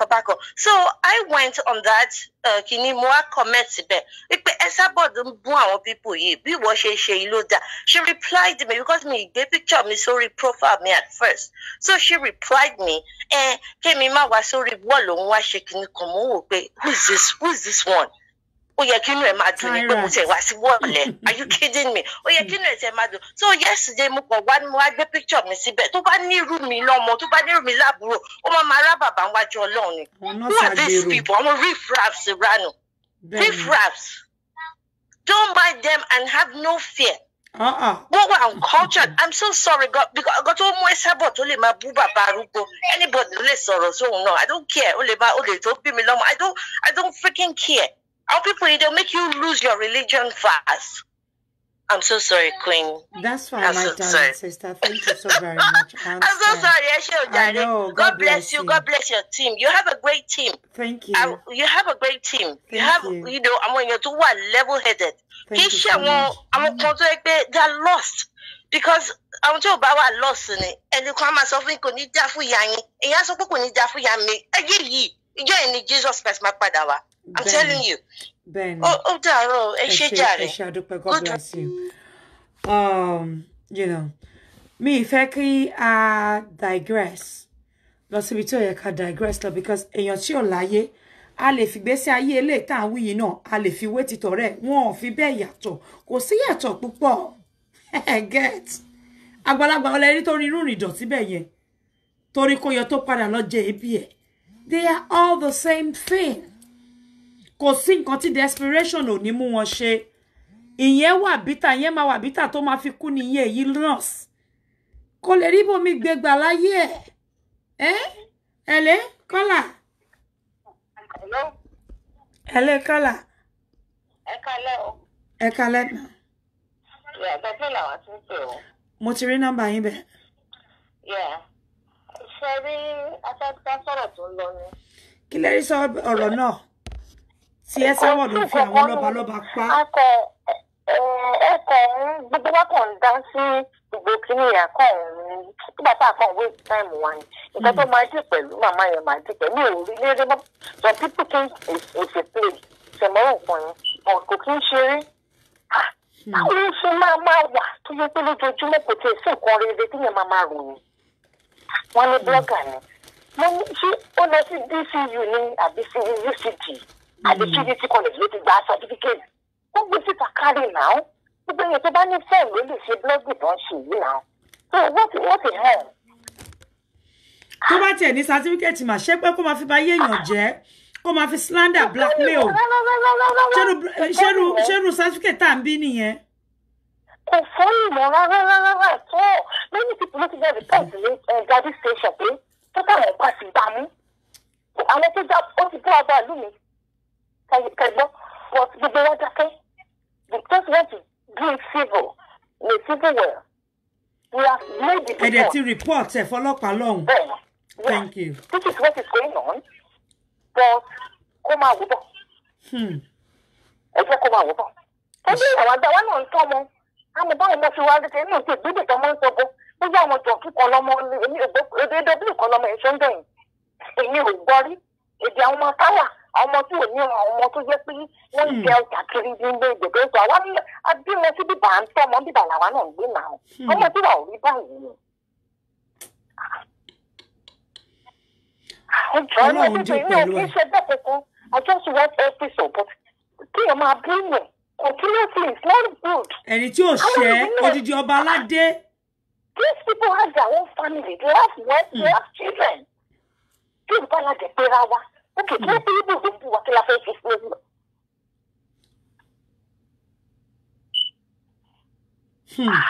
Tó bá sábẹ́ fáwọn eléyà mi ń bú wa kí a máa lè sọ̀rọ̀ ní. Tí báwọn Yorùbá náà ní gbogbo ìgbà tí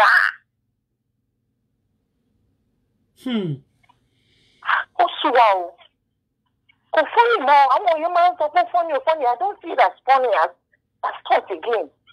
Àwọn ọmọ àlè ọmọ ọ̀ràn kíran ọ̀rẹ́ tí nǹkan kò bí tán rí ìyá rẹ̀ bí wọn rí bàbá rẹ̀ bí wọn. Àwọn náà ni wọ́n ń tì wọ́n máa jọ tira wọn pa lójú kù nù. Ó ní nǹkan tó gbójúlé ni àǹtí ó lówó ẹ jẹ́ kó bá wọn nílé ẹjọ́. Owó wo ló ní owó tí princess gbé lọ sí kínní pé wọ́n ti má dìkẹ́ sí mi o àdìkẹ́ náà ní kó pa mí o tó bẹ̀rẹ̀ sí sunkún ó lọ báńkọ́ ti kínní ewé tó lòun pa gbogbo ẹ̀ ló sáré lọ parẹ́ bẹ́ẹ̀ ni nǹkan kankan. Ẹ ṣe tó lọ bíríngì gbogbo póòsì tó ṣe fún obìnrin yẹn dáhùn tẹ́ẹ̀mí ò gbé ẹ ṣe ló ti bẹ̀rẹ̀ ó máa kàn dínú yín o. Ó bẹ̀rẹ̀ sí sunkún ilé kan ó twenty fẹ́sà fẹ́ẹ̀ tó lóríwó ní ìyẹn jọ ẹnu kan lọ sùn ibi jọ bí ìlàjọ wà ẹjọ ọlọ́sùn. Mania ni. Ẹ ṣe àdúpẹ́. Ẹ wo ẹ máa bẹ́ tó yín lọ àwọn oníṣẹ́ ẹgbẹ́ kọ̀ọ̀kan bọ̀ sí so good kí ni máa ṣe ká máa fojú ara wa láre báyìí Yorùbá ni wá. Ẹ ṣe o ma. Àwọn èèyàn wà irritated. Ẹ̀rántí yẹn wọ́n kò ṣe pé nonsense. Inú ń bí wọn. Pé ìyá ta lélẹ̀, ìyàwó ta lélẹ̀, ọ̀rẹ́ ta lélẹ̀, acquaintance ta lélẹ̀, ìyá ọmọ ta tẹ̀tún lélẹ̀. Ta ló fẹ́ bá rú ẹ̀ ṣe? Ìwọ. Hello. Hello, ẹ kálẹ́. Ẹ kálẹ́ o. Ma, a fẹ́ dá sétò ni mà. À ń gbọ́ yín dáadáa láti Indiana lẹ́tí ń pè. ẹ̀yà Esabod bàbá olórí burúkú ni wọ́n. Bàbá Ọ̀jájá wọ́n ń ṣe ní àrífín. Èmi kàn mọ́ Ilé-Ifẹ̀ dáadáa. Ọkọ mi gan bàbá ẹ̀ ìkan lára àwọn olóyè ni. Ọba Ọ̀jájá ó ti lómi nínú kó tó jọba. Òun ṣe ẹni tó ṣẹ̀ṣẹ̀ ń wá owó. Olówó ni kó tó jọba. Tó ẹni tó bá ṣẹ̀ṣẹ̀ ń wá owó ló máa ṣe àwọn dubious stuff láti get owó. So Ọ̀jájá òun ṣe ní àrífín. Èmi kàn rò pé ìyá Esabod ti wà deluded. Ayé ti ń ṣe wọn kí wọ́n ti burú. So in fact mi gbogbo nǹkan she's just ranting. Wọ́n ṣe nǹkan tó ń sọ kò nọ́pọlọ. But the only thing tí èmi kàn rò pé bàbá lè ṣe ni pé just to take her to court. To stop mentioning his name. Because ẹni tí ò bá mọ̀ wọ́n nǹkan tó ń sọ bẹ́ẹ̀ yẹn ó fi ń ba orúkọ bàbá jẹ́ ni. But wọ́n bá ti bí nǹkan tó ṣe fún màmá gbà yẹn tí wọ́n sọ pé kó má dárúkọ wọn, mo ṣe rò pé kò dárúkọ wọn mọ́ sí. Kó má dárúkọ bàbá wọn ó ń ta àbùkù bá wa gan. Ìgbà míì tí mo bá gbọ́ tí wọ́n ṣáà ń sọ̀rọ̀ màmá ọ̀gbà ṣé bàbá náà wá ní gbogbo ìyá yìí wá ń sọ nípa ẹ̀. Ẹni tó lè ràyàn pa jẹ ni Ọ̀jájá. So mo kò tí mo kàn fẹ́ sọ nìyẹn ṣá. Ẹ máa bẹ́ tó lọ. Ẹ ṣàdúpẹ́ mà. God bless. Ṣé rí báyìí? Inú àwọn èèyàn ò dùn rárá. Ẹ má bínú ẹ̀yin kọ́là máa ṣègbè o. Kéèyàn lanu kó máa bú ọba, kó máa fẹnu ẹ̀tẹ́ kan bá, kó máa fẹnu àbùkù kan bá. Òbú títí òbú ẹ̀gbọ́n ọba, òbú ọkọ ẹ̀gbọ́n ọba, even brother-in-law. Ó ṣe jẹ́ pé gbogbo rúmù ẹ, gbogbo blackmail ẹ, gbogbo slandering ẹ is still all. Torí mo rántí pé olóògbé story wà pé ó lọ mú story yẹn nínú inbox ẹni tó àtàkì ọkọ ẹ̀gbọ́n ọba. Even his brother-in-laws were all maligned. Ní orí wọ́ọ̀lù èyí náà, ó dúró lọ́dọ̀ ọba nìkan. Hello? Hello? Ẹ̀jẹ̀ tẹ́ bá fẹ́ pé ẹ máa sọ̀rọ̀ sókè orí live chat lẹ́wà. Mi ò fẹ́ kọ́ ní nọ́mbà mi ò sí ń bẹ̀ o. Mi ò ní gbé private number. Ẹ tọ́ wọn pé private number lẹ fi ń pè má wò lè pè pẹ̀lú private number. Nọ́mbà yín gangan ni kẹ́ fi pè. So obìnrin yìí ò lójú tì. Kò sẹ́ni tí ò lè attack. Kò sẹ́ni tí ò lè ṣèbàjẹ́. Ẹ gbọ́ gbogbo nǹkan tó sọ nípa olórí Lẹ́nì. If he cannot control his three sisters, then he cannot control the Oduduwas. Àwọn méjèèjì fi lé ọkọ wọn lẹ̀, ọdún ẹ̀wọ̀n kó wa. They have heard this since last year. They are the one cooking his food. The guy is in danger. He cannot make. He doesn't have the mind of his own. He doesn't have the mind of his own. Ṣé ń gbọ́ bàjẹ́? Alẹ́. Hello, Pinodi. Ẹ kálẹ́ o. Very beautiful. Welcome. Oh, ẹ ṣé jàre. God bless you. A kò fẹ́ bá yín já sí orí nǹkan tó ń ṣẹlẹ̀ ní ẹ̀. À ń gbọ́ yín dáadáa mọ́. Nǹkan tí mo fẹ́ jẹ mọ̀ ní pé ṣé rí ìyá Esabod mi jẹ fẹ́ pè ní ìyá gan. Ẹ má pè ní ìyá 58 mi. Bẹ́ẹ̀ ni Tókunbọ̀. Ẹ wo ojú ẹ̀ dáadáa. Esabod ti kú tán. Ẹ bá wò ó. Esabod ti gbó. Ẹ bá wo ojú ẹ̀. Ti gbó kọjá èjì ẹ̀. Ẹ̀sìn èpè tó ń bá rìn kìí kékeré. Ṣé wá ní kí nípa tí mo fẹ́ ẹ̀yọ́ mọ̀? Ṣé ní bẹ̀rẹ̀ ground tó ń lọ yẹn? Kì í ṣe pá. Ó mọ nǹkan tó máa lọ ṣe ń bẹ̀ yẹn. Ó dẹ̀ máa ń ṣe fídíò kan yẹn ni torí káwọn yẹn má ba lè ná káwọn yẹn kàn tún dé bẹ̀rẹ̀ ground yẹn ni. Ẹ tó ń ṣe nìyẹn. Ó sábà lè tó kú tán kí n má tẹ̀. Ẹ rí gbogbo nǹkan tó ń ṣẹlẹ̀ sí àwọn ọmọ ẹ̀. Gbogbo nǹkan tó ń ṣẹlẹ̀ sílé ayé ẹ̀. ewé wo ló ń tà kí ló ń tà ẹ sábọ̀dù ta nǹkan kan òun ló mọ tó ti ní owó tó ń tà gbogbo nǹkan tó ń tà yẹn gbogbo 419 tó ń ṣe káàkiri tó ń blackmail àwọn èèyàn káàkiri owó yẹn ló ń gbé sàkáǹtì ṣọwárí kíní kan tó ń dùn mí àwọn tó ń lo fake profile tí wọ́n ń gbé fótò yẹn sórí ẹ̀ tí wọ́n fi ń dájà nílẹ̀ gbogbo wọn pátápátá ṣe wọn máa tú very soon lágbára Ọlọ́run gbogbo àwọn tó ń lo fake tí wọ́n ń gbé fótò yẹn sórí fake profile yẹn tí wọ́n fi ń dájà sílẹ̀ ṣọwárí tó yẹ olú ọmọ tó gálà mo love ní ìtẹ̀ mọ́ tó wà lábẹ́ profile yẹn ìyẹn tó wà lábẹ́ profile yẹn is a very nice person mo love yẹn dáadáa ìyẹn dẹ̀ love yẹn gan ni.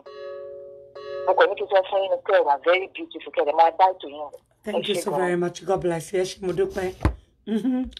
Honey, keep my blood. Ona koni ka opo wale ni peje. Oni àwọn ni ka sọ fún mi ni pé Àbíkẹ́ ó wà Cantalicious lálẹ́. Oh, pray. I'm going to take another call. Give me. Hello. Hello. Ẹ káalẹ́ ma. Ẹ káalẹ́ ma o, ẹ kú ètò. Yes ma. Olúwa fún yín ṣe o. Àmín ma. Mo fẹ́ dá sí ọ̀rọ̀ yẹn ni. Gbọ́ yín dada. Ṣé rí Esabod? Ó ti fi ẹnu ara ẹ̀.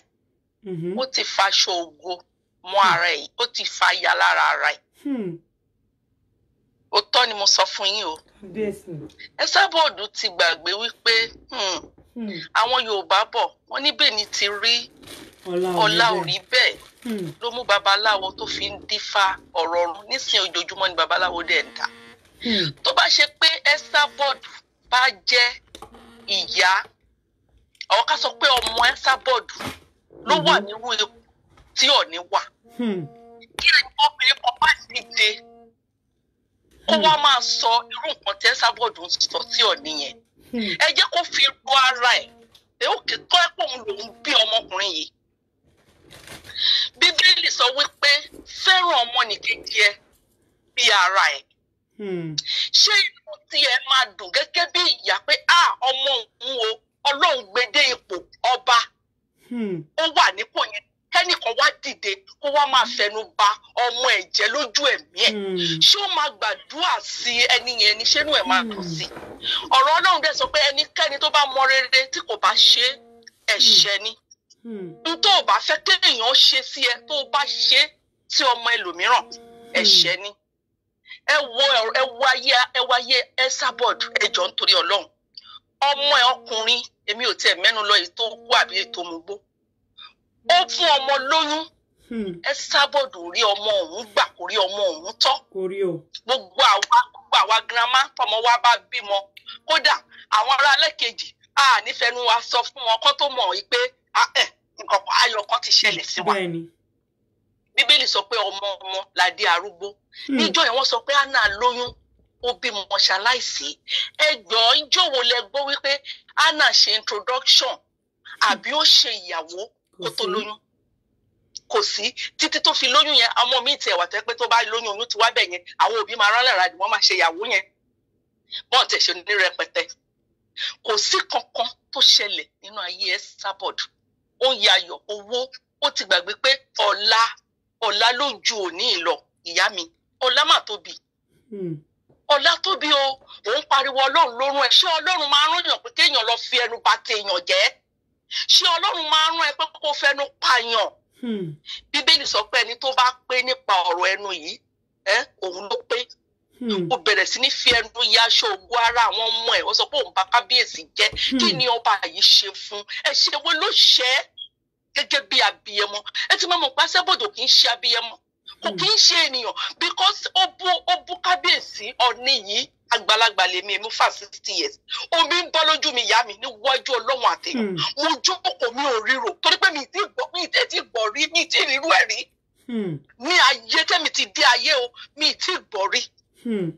Nínú Bíbélì Sọ́ọ̀lù ọba ó gbógun ti Dáfídì nígbà tí ẹ̀mí wèrè tó bá pàlẹ́ Sọ́ọ̀lù Dáfídì á bẹ̀rẹ̀ sí ní fi dùrù á máa kọrin gẹ́gẹ́ bí Bíbélì táwa kà a máa tẹ dùrù a máa kọrin fún Sọ́ọ̀lù ẹ̀mí wèrè yẹn á lọ kúrò lára Sọ́ọ̀lù ṣùgbọ́n síbẹ̀ Dáfídì Sọ́ọ̀lù bẹ̀rẹ̀ sí ní gbógun ti Dáfídì Dáfídì ó ká Sọ́ọ̀lù mọ́ ibi tí ó ti yẹ kó pa Sọ́ọ̀lù ṣùgbọ́n kò pa Sọ́ọ̀lù o ó rọra gé nínú aṣọ ẹ̀ láti fi hàn pé Ọlọ́run ti fi ẹ̀mí ẹ̀ lé mi lọ́wọ́ o ṣùgbọ́n mi ò ní pa ẹ́ torí pé ó jẹ́ ní àmì òróró nígbà tí Sọ́ọ̀lù lọ sí ojú ogun tí akọwà pa Sọ́ọ̀lù tọwọ́ pálábá ẹ̀ ségi Sọ́ọ̀lù fúnra ara ẹ̀ ló sọ fún ọmọ ẹ̀yìn ẹ̀ pé kó pa òun torí pé ó ti gba ìtìjú ẹnìkan wá rò pé nítorí pé Sọ́ọ̀lù jẹ́ ọ̀tá Dáfídì ó wá sá lọ sọ́dọ̀ Dáfídì pé bàbá Ọlọ́run ti mú ọ̀tá yín òun lòun mú tó ń pa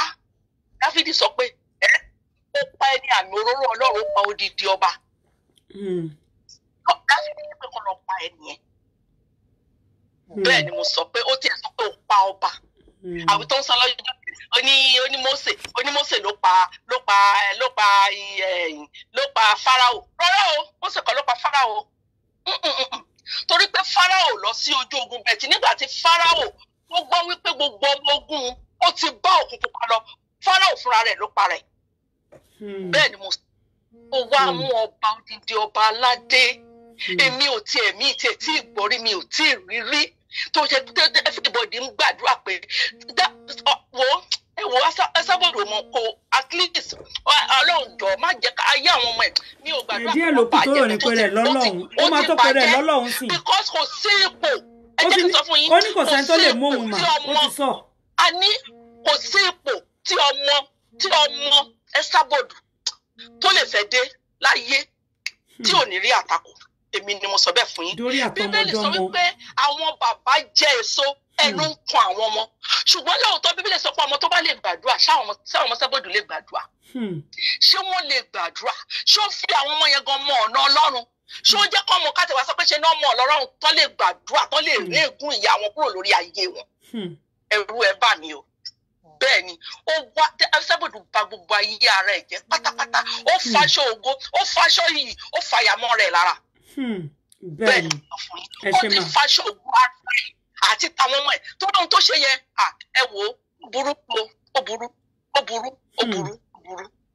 ó burú jù ṣùgbọ́n tí kábíyèsí tàbí gbogbo àwọn ọmọ Yorùbá tó ń wà ní abroad tí wọn ò bá lè dìde sí ọ̀rọ̀ yìí á jẹ́ wípé tẹ́lòmíì náà bá tún dìde á ṣe tó ju Ẹsábọ̀dù lọ bẹ́ẹ̀ ni. torí nígbà tí ọba níbi tí Ẹ́sítérì ti ṣe ìyàwó torí pé ọba pe ìyàwó ẹ̀ pé kó wá jó tíyàwó sọ pé òun ò lè jó àwọn ìjòyè sọ pé tí a bá fi obìnrin ìjófin tí ọba míì bá tún fẹ́ ìyàwó á ṣe ètò burú jẹlé lọ tí wọn bá fi Ẹsábọ̀dù ìjófin because ó yà mí lẹ́nu náà ó ní alálẹ̀ ti sùn ó ní alálẹ̀ ti tráfù because èmi náà fẹ́ lè rò bẹ́ẹ̀ pé ṣálálẹ̀ dẹ̀ wà sùn ni ṣálálẹ̀ dẹ̀ tráfù lóòótọ́ òun náà mọ nǹkan tó ń sọ ń ṣeré ni mà ó ti sọ rí pé àwọn kan jí pẹ̀lú ọmọ òun ẹ máa wò ó.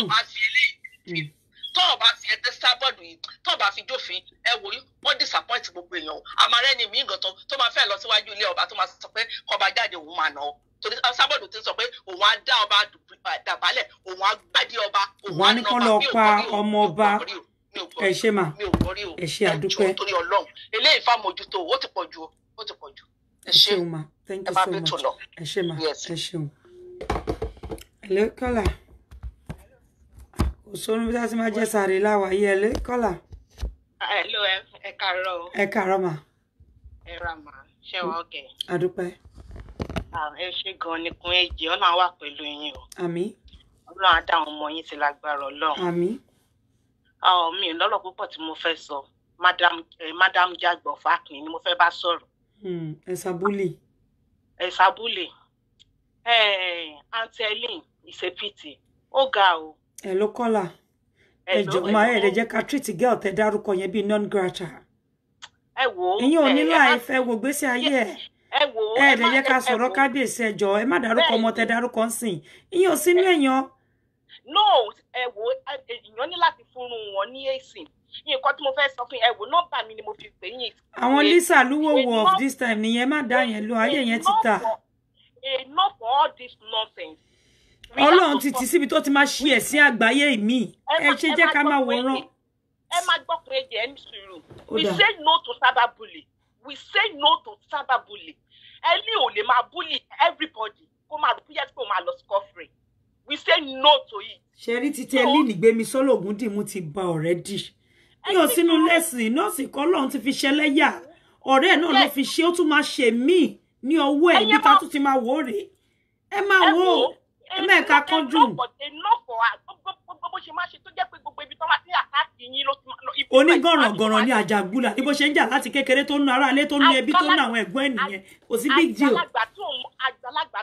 Ẹ mẹ́ẹ̀kọ́ still show wa àfẹ́ dárúkọ ẹ̀. Nọ́ọ̀sì òfò mo kàn wẹ́kọ́ mọ̀ náà ìkẹta tó bá practice nọ́ọ̀sì bíi tiẹ̀ ní bó ṣe dárúkọ ẹ̀ tán. Kọ́ lè mọ̀ pé ọ̀run ti bínú sí aṣọ wòlíì ààrẹ ti daṣọ ná kí ló tún kù. Ẹ̀yin ò rí bọ́lọ̀ ṣe ń ṣe ni. Èèyàn wà restless ó wà this bitter ó ń lọ káàkiri.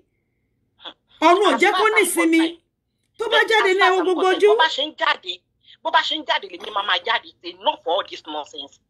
Tó bá ṣe ń jáde lèmi máa jáde tí. Ṣé yín ṣe ṣó ni. Ó lọ kọ́ èmi ṣe máa bẹ̀rẹ̀ ṣó máa bẹ̀rẹ̀ tó mọ̀ pé lórí burúkú ṣe máa jáde. Ó máa gbẹnu ẹ̀gbọ̀ngbẹ́ ẹnu ẹ̀bí wọ́n ṣe máa jáde tó máa sọ fún fẹ́ sọ̀rọ̀. But this time around no we say no to her. Kó bẹ̀rẹ̀ sí kó bẹ̀rẹ̀ láti èní lọ.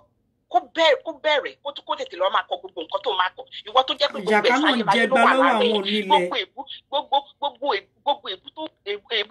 èébú. Ẹ̀rí bíbí Bọ́lá ṣe bújọ́ yẹn báyé ẹ̀ ṣe bàjẹ́. Ẹ̀rí tó ṣe bẹ́. Gbogbo ìbàjẹ́ ayé ọwọ́ ẹ̀ ló wà. Ó mà ti tán fún yẹn. Ìyẹn onílé pẹ̀tẹ́sì as 52 tó máa celebrate pẹ̀tẹ́sì as 50. Ẹ jẹ́ ká fún láyè kó kọ́lé yẹn tán títí tó bá máa fi 60 ṣàṣàwà ṣe. Ẹ máa wo yẹn. Ọlọ́run ti dín pẹ̀lú. Ṣé náà group Esabod? Ẹ rí yà tó máa jẹ wọn. Esabod nìkan kọ́ ló ń dá lọ. Iyì eré tóun náà sá ni pé ó ti mọ̀ pé òun ń lọ bó ti kọ́ni fún wọn rí ó ní àjọ ń lọ ni ẹ rántí wọ́n jọ ń lọ ni. In fact bó bá ṣe ń jáde mo promise kó lọ́kọ́ sílẹ̀ tó bá ṣe ń jáde ni mo máa jáde tì ni mo bá máa jáde tì bó bá ṣe ń jáde mo máa jáde tì kí ló dé alẹ́ mi ti ju àbúrò ẹ̀ àtọ́jọ́ta láti jáde. Ìmọ̀ ìṣẹ́gbàbúrò ẹ̀ yẹ́ lè ní jẹ́ pé mi kẹ̀ ọmọ àná ni rádaràda. Èèyàn tí ò ní làákàyè tí ó lọ gbọ́ lórílẹ̀ mi máa jàgbó rẹ̀ Jésù ò ní jẹ́. Wọ́n fowó rán mi sóhun náà ní 300 yìí ni. Kí ló ṣe fún ẹ?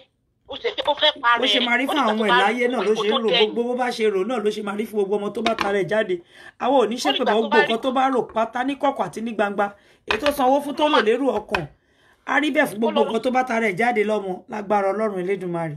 Ó bẹ̀rẹ̀ láti èmi lọ láti àárọ̀ àti wàárọ̀ láti àárọ̀ bí ẹni ìbá ṣe ń jáde mo máa jáde enough for all this. Ẹ ṣe máa ẹkọ ṣí àbítẹ tí máa ṣe pẹ̀lú èmi pẹ̀lú Tolúlọpẹ́ Gàbà so máa lè ṣí àpẹ̀lú àwọn ọmọ ẹgbẹ́ mi tó kù. Ẹ ṣe ìyàwó. Bó bá ṣe ń jáde ni mo ṣe máa jáde kí ló dé kí ló ṣẹlẹ̀ gangan náà alẹ́ ìní tìjú àgbà òṣì madam kò mọ́ kọ̀. Ẹ ṣe mo dúpẹ́. Àṣẹ wọ̀ fún yunifásitì. Ẹ má bù tán ẹ ṣe sísítà mi God bless you ẹ ṣe.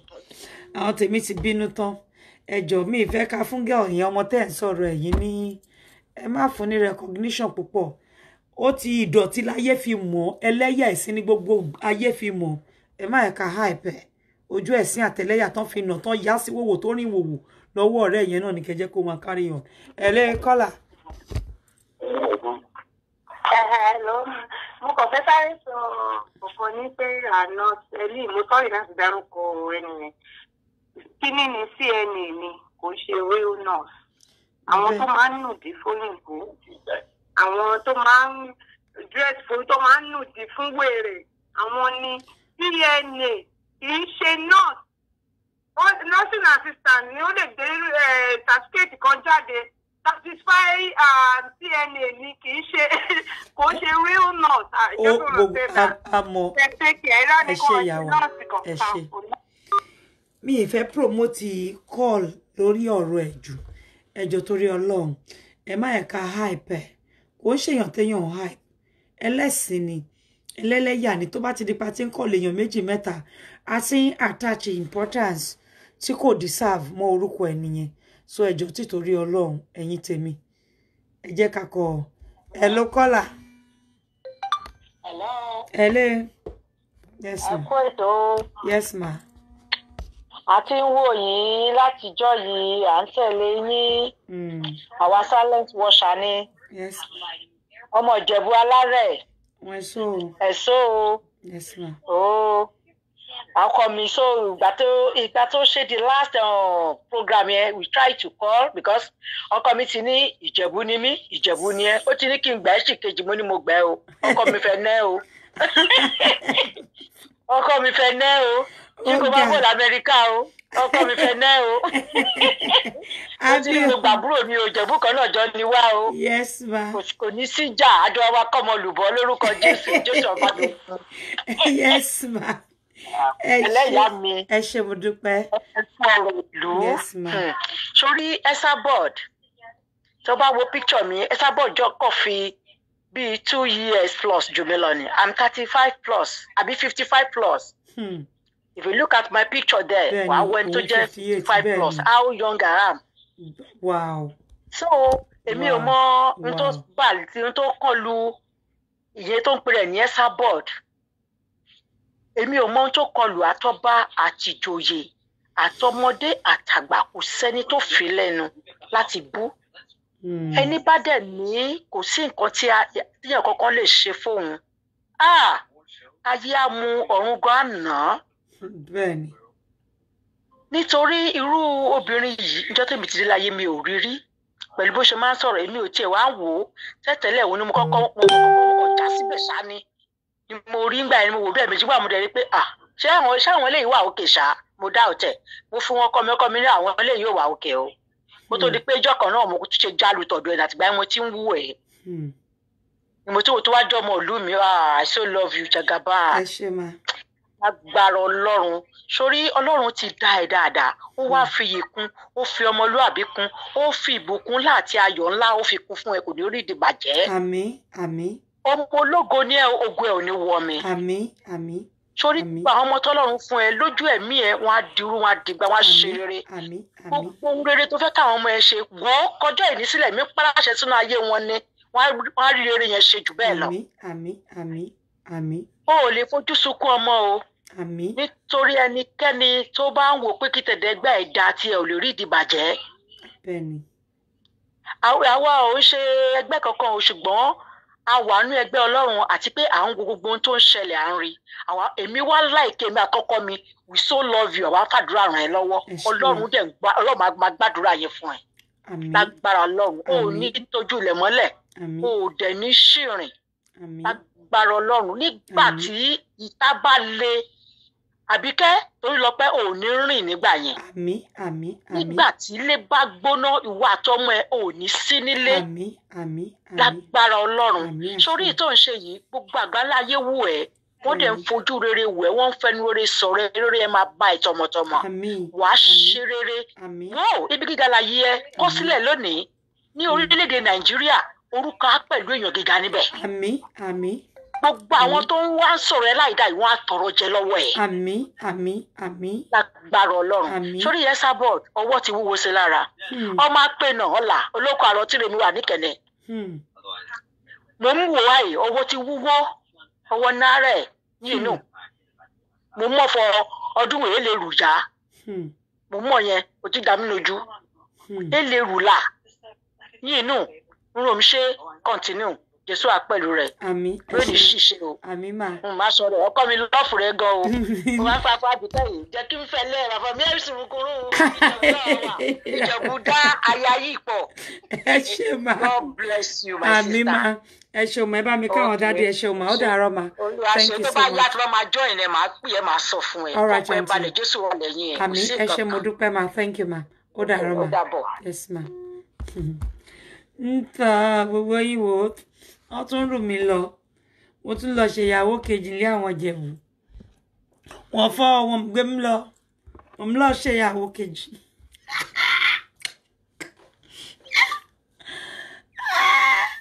àwọn àǹtí mi ní pé ibi táwọn nífẹ̀ẹ́ mi dé wọ́n látújọ́ máa lọ fọ́ hello hello àlàáfíà ni ta ló ń sọ̀rọ̀ private number lẹ fi ń pè wá yìí ọ̀dà rẹ̀ ń fẹ́ gbé private number ló fà á nítorí àwọn ẹni bí yẹn okay that's fine gbogbo ayé ló ń gbọ́ yín báyìí. kan èmi kàn fẹ́ sọ nípa lórúkọ woman tí ẹ sọ yẹn Tokunbo Esther Aboderin, yes, the terrorist in Ireland. Ṣẹ́rí tẹ́ bá wò dáadáa rí pé ọ̀rọ̀ tó lógun dúdú sọ nípa ẹ̀ tòótọ́ ni kó tó sọ pé ó ya wèrè ó ṣe kíní kan rí tí mi àti ìyàwó mi bá ń gbọ́ ìyàwó mi á ní pé come to think at it pé bó ṣe rí she look like a mad woman. Ṣé ní programu lẹ́yìn ṣe tẹ́ look fine tó dàbẹ̀ ni pé ọmọ 18 years lẹ́rìí màmá mi ti wọ 76 ó yọ̀ǹgì jùlọ. Bẹ́ẹ̀ni. tó bá bọ́ sórí program ìgbà mi ó lè wà lórí bẹ́ẹ̀dì kan bẹ́ẹ̀dì tó yẹ pé inú yàrá bẹ́ẹ̀ ni ó máa múra ádàbí wọ́n pè wèrè kan nílùú wọ́n pè ní jáwé jura ọmọ fẹlẹ́bí wọ́n pè ní jáwé jura bó ṣe rí gẹ́lẹ́ nìyẹn gbà yẹ. kí lẹ pé wèrè yẹn sà. jáwé jura àwọn ọmọ fẹ máa gbọ́ nǹkan tí mo sọ wọ́n mọ nǹkan tí mo sọ. wèrè jáwé jura wèrè yẹn was jáwé jura around 70, 90, 70, 80. bẹ́ẹ̀ ló ṣe máa ń rí pẹ̀lú múra yẹn. bó ṣe rí gẹ́lẹ́ nìyẹn. so ọ̀rọ̀ ẹ̀ náà kò jọ ti wèrè náà at the same time. So bí ọ̀rọ̀ ẹ̀ ṣe rí náà lọ́rọ̀ Ẹsábọ̀dù yẹn ṣe rí tó bá ń sọ̀rọ̀ ńgbà mí téèyàn bá nílàkà yá mọ̀ pé èèyàn tí ò lọ́pọlọ ni. Now ó ṣe program kan 2% lórí online wọ́n ti ń pariwo àwọn ọmọ Nàìjíríà they are very stupid ọ̀dẹ̀ ni wọ́n ṣe kinní kankan admin máa block wọn máa ṣe kinní kan òrè ló máa ń ṣe bẹ́ẹ̀. So now let's talk about the Ọọ̀ni ọ̀fẹ́ tó ń sọ̀rọ̀ nípa ẹ̀. Àwọn kan ní sọ̀rọ̀ àtàrà wọ́n sọ dáadáa pé kí Ọọ̀ni kó sùn ẹ̀ kó rán lẹ́wọ̀n kò ṣe kinní kankan. Wọ́n ní àgbà tí ò bínú òun lọ́mọ ẹ̀ pọ̀ jọjọ. Éèjì Ọ̀jájá ìhùwàsí ẹ̀ ó ju ojú orí ẹ̀ lọ. So ipò àgbà ló wà kò lè ṣe bẹ́yẹn. Ọmọ Yorùbá ni òun bàbá Yorùbá kò lè ní pé kò rán ọmọ Yorùbá lẹ́wọ̀n. Àmọ́ àwòrán tó bá pẹ́ ó ṣe ṣe kára ẹ̀ yá kó gbà wòsàn. Báyìí ò bá dẹ̀ yá wàhálà tiẹ̀ nìyẹn. But the truth remains the same pé kò tí ì sígbà kan ní òun wo gbogbo àwọn kíní tú ọ̀rẹ́ mi kan nígbà mo ṣe wò tó bá máa sọ ẹ̀yin Àbíkẹ́ Jagaban àbí tó ń bá rọ ọmọ yẹn máa ní ò gbádùn. ṣọ́ọ̀rọ̀ yín yẹn ló máa ń dà tó ń bá rí mi ìyẹn ọkùnrin yẹn. ìyá ọ̀rẹ́ mi àjọ àǹbá ẹni alábi tó ń bá rọ ọmọ yẹn òun gbọ́dọ̀ rọ ọmọ ní ẹni tó. wọ́n fẹ́ fọ́ mi lẹ́nu nìyẹn o. so kò ṣe pé jẹ́rí àwọn tó ń tẹ̀lé yín. ọ̀nkú airport mo lọ́rọ̀ yín ẹ fẹ́ fọ́ mi lẹ́nu ń tẹ̀ nìyẹn o. èmi ò gbóyò bá ń tọrọ wọn fẹ́ lé ní àwọn gbóyò bá ń tọrọ wọn fẹ́ lé ní. wọ́n kàn wọ́n nígbà táwọn bá ṣàrí Àbíkẹ́ Jagaban ṣọ́ fẹ́ gbéṣẹ́ fún mi àbáwọn ṣiṣẹ́ blogging ni. mi ò máa ń pa ẹṣẹ́ wọn pé mi ò gbóyò bá ọmọ fẹ́ lé ní àwọn gbóyò bá ń tọrọ wọn. anyway wọ́n ṣàmá sọ wípé ọmọ Àbíkẹ́ kì í ṣàkọrí ṣá. òun ṣàgbọ́dọ̀ rí in fact ìwọ sẹ́lẹ̀ mi pé tó bá gbé tá a bá ti ní vacation a gbọ́dọ̀ ṣe é lọ òun tiẹ̀ fẹ́ rí mo ní tó bá rí sọ o fẹ́ gbówó fún ní àbí oníkìjẹ́ kó dìgbà yẹn níwẹ̀ so tell you pé you have a good follower. ṣé o tí ì rí yẹn gidi kan tó wà lẹ́yìn ìpìlẹ̀ tí ń pe màmá wèrè yẹn torí kò wèrè lè máa ń pè tèmi all the time. mi ò rí kó múra tó bá sọ pé ó múra tán tó bá múra tán ìgbà yẹn ló máa dàbí wèrè aláṣọ so kí wá ní. ṣé pé jọ́ tíìmù rẹ̀ bá pọ̀ jù gangan ló máa ń dàbí wèrè. tó bá ti múra tán ìgbà yẹn gangan ìgbà yẹn ló ṣe complete wèrè ẹ̀. pẹ̀lú àwọn lédè onílàálì yẹn. ọjọ́ kan lóru bọ́ọ̀sì lóru kíní kan sórí àwọn lọ sílé ọkọ Wàsíù kíní kankan ẹranko ni kò mọ nǹkan tó ṣe. ó ń dọ́gbọ́n ni tó bá ti bá wa máa dọ́gbọ́n gbé píkṣọ̀ wọn síbẹ̀ alóhùn pọ́n wọn lé òun kí wọn. kò gbádùn kó ṣe kó kí wọn lórí ẹ̀ ló ń dà láàmú tí kíní yẹn bá ti dé bó ṣe máa ń ṣe nìyẹn. so ẹ̀rí àwọn tó bá ti níwèé lára àsìkò tó fún wọn bá lé wọn sì wà wò wọn bá rẹ́rìn á pọ̀ jù bí wọ́n ń sọ̀rọ̀ á pọ̀ jù so bọ́rọ̀ tiẹ̀ ṣe jẹ́ nìyẹn. so the only thing nìkan mọ̀ ni pé ọba tó ń fẹnu pè yẹn àánú ẹ̀ ló ń ṣe ní because ẹni tó bá bú orí adé ó fi rẹ̀ ṣe pé ẹni bá fojú dọba àwòwò àwò. so owó dẹ̀ ṣe wá yẹn ìdìmú tó kàn kù díẹ̀ kẹ́ẹ̀kan rí pé nǹkan tí ò jẹ́ kí kíní yẹn di bọ́sìtà ni pé ó sì ṣe kó ronúpìwàdà tí ò bá rí ronúpìwàdà very soon ó máa sa pépà completely. iná pè ní aṣágolo d'Àbújá Àbújá kẹ aṣàpèpà lọ sílẹ̀ Yíbò ẹni bú káyèsí àwa aṣágolo. madam Àbíkẹ́ ṣe bẹ́ẹ̀ ṣe kẹ́ ṣe máa ṣe o. yes sir. ètò jẹ́ ìtẹ́lẹ̀ yìí ò ṣe fáńsẹ̀ ní because mi ò láìkí gbogbo àwọn àròyé kíní kankan but ìyẹ̀kọ̀ọ̀kan tí ìyàwó bá ń gbọ́ mo máa ń wò tí mo máa rí pé tó bá gbókè pé tó bá ń bá wo méjèèjì mo máa ń rí pé ọpọlọ wà bí ọpọlọ níbí pé ọ̀tọ̀ ní kọ́pọlọ wà bí kan lọ ọ̀tọ̀ ní kó má sí rárá èyí tó bá wà bí kan ju bí kan ló ṣe é manage pé ìdí ò sí ẹgbẹ́ jẹ́ ká má lè bọ̀ délé yóò ní rárá yóò ní rárá ọmọ fẹ́ lé ní èmi ò tẹ̀lé gbàdúrà kó ní ọ̀pọ̀ nígbà yìí sọ yẹn níbi tí sọ pé gbàdúrà kó ní ọ̀níyàn kò lè sọ pé òun ò gbàdúrà kó ní because bàbá Yorùbá lòun tiẹ̀. ó ti wá ń dàbùkù ó ti ń dàbùkù gbogbogbò. so ṣẹ́rí téèyàn bá wọn Yorùbá sọ pé awòsùn ṣe kan ní kò jẹ́ ká mọ tẹ́ni tó ń ṣe. so irú ọba ọ̀yájà ń sìn lè gbọ́ kankan lẹ́nu ẹ̀ against Àbíkẹ́ táwọn èèyàn bá sọ pé kíní kan ẹ kó sùn ẹ̀ kó sọ̀rọ̀ àwọn ọmọ fẹ̀sọ̀ kó ṣe pọ̀ fẹ̀ ní òun mọ̀ nǹkan tó máa sọ. tó bá ní ká everybody máa sọ̀rọ̀ pé kíní kankan òun sọ aláìwo ni. bẹ́ẹ̀ni. aláìwo ni. so téèyàn bá ń pariwo yàtọ̀ sí téèyàn ń sọ̀rọ̀ téèyàn bá ń sọ̀rọ̀ ní ìsìn báyìí àwọn ọpọlọ wà bí àwọn èèyàn lísì then when you are joking ìgbà míì ọ̀rọ̀ yẹn kàn máa wá àwàdà lọ́wọ́ àbí ṣe everybody about but delay always come serious bí ẹni pé ó ń lọ sí ibi. ẹ ṣe àdúrà so kákàrọ̀ díẹ̀ ká mú gbogbo àwọn kìíní sí most of it tẹ́tẹ́ yìí ṣe lára yá ni wọ́n sọ̀rọ̀ sí ti gbẹ̀rẹ̀ àfijá àfijá.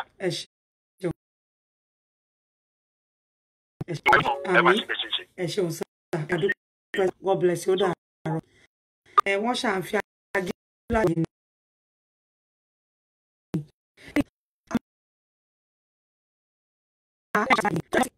àwa inú ìyá wa wọ́n fúlàní gidigidi gan ni wọ́n hold on sílẹ̀ àmọ́ wọ́n fúlàní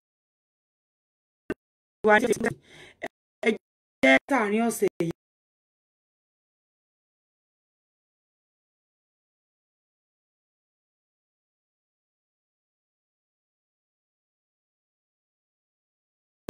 wọ́n ti bẹ̀rẹ̀ sí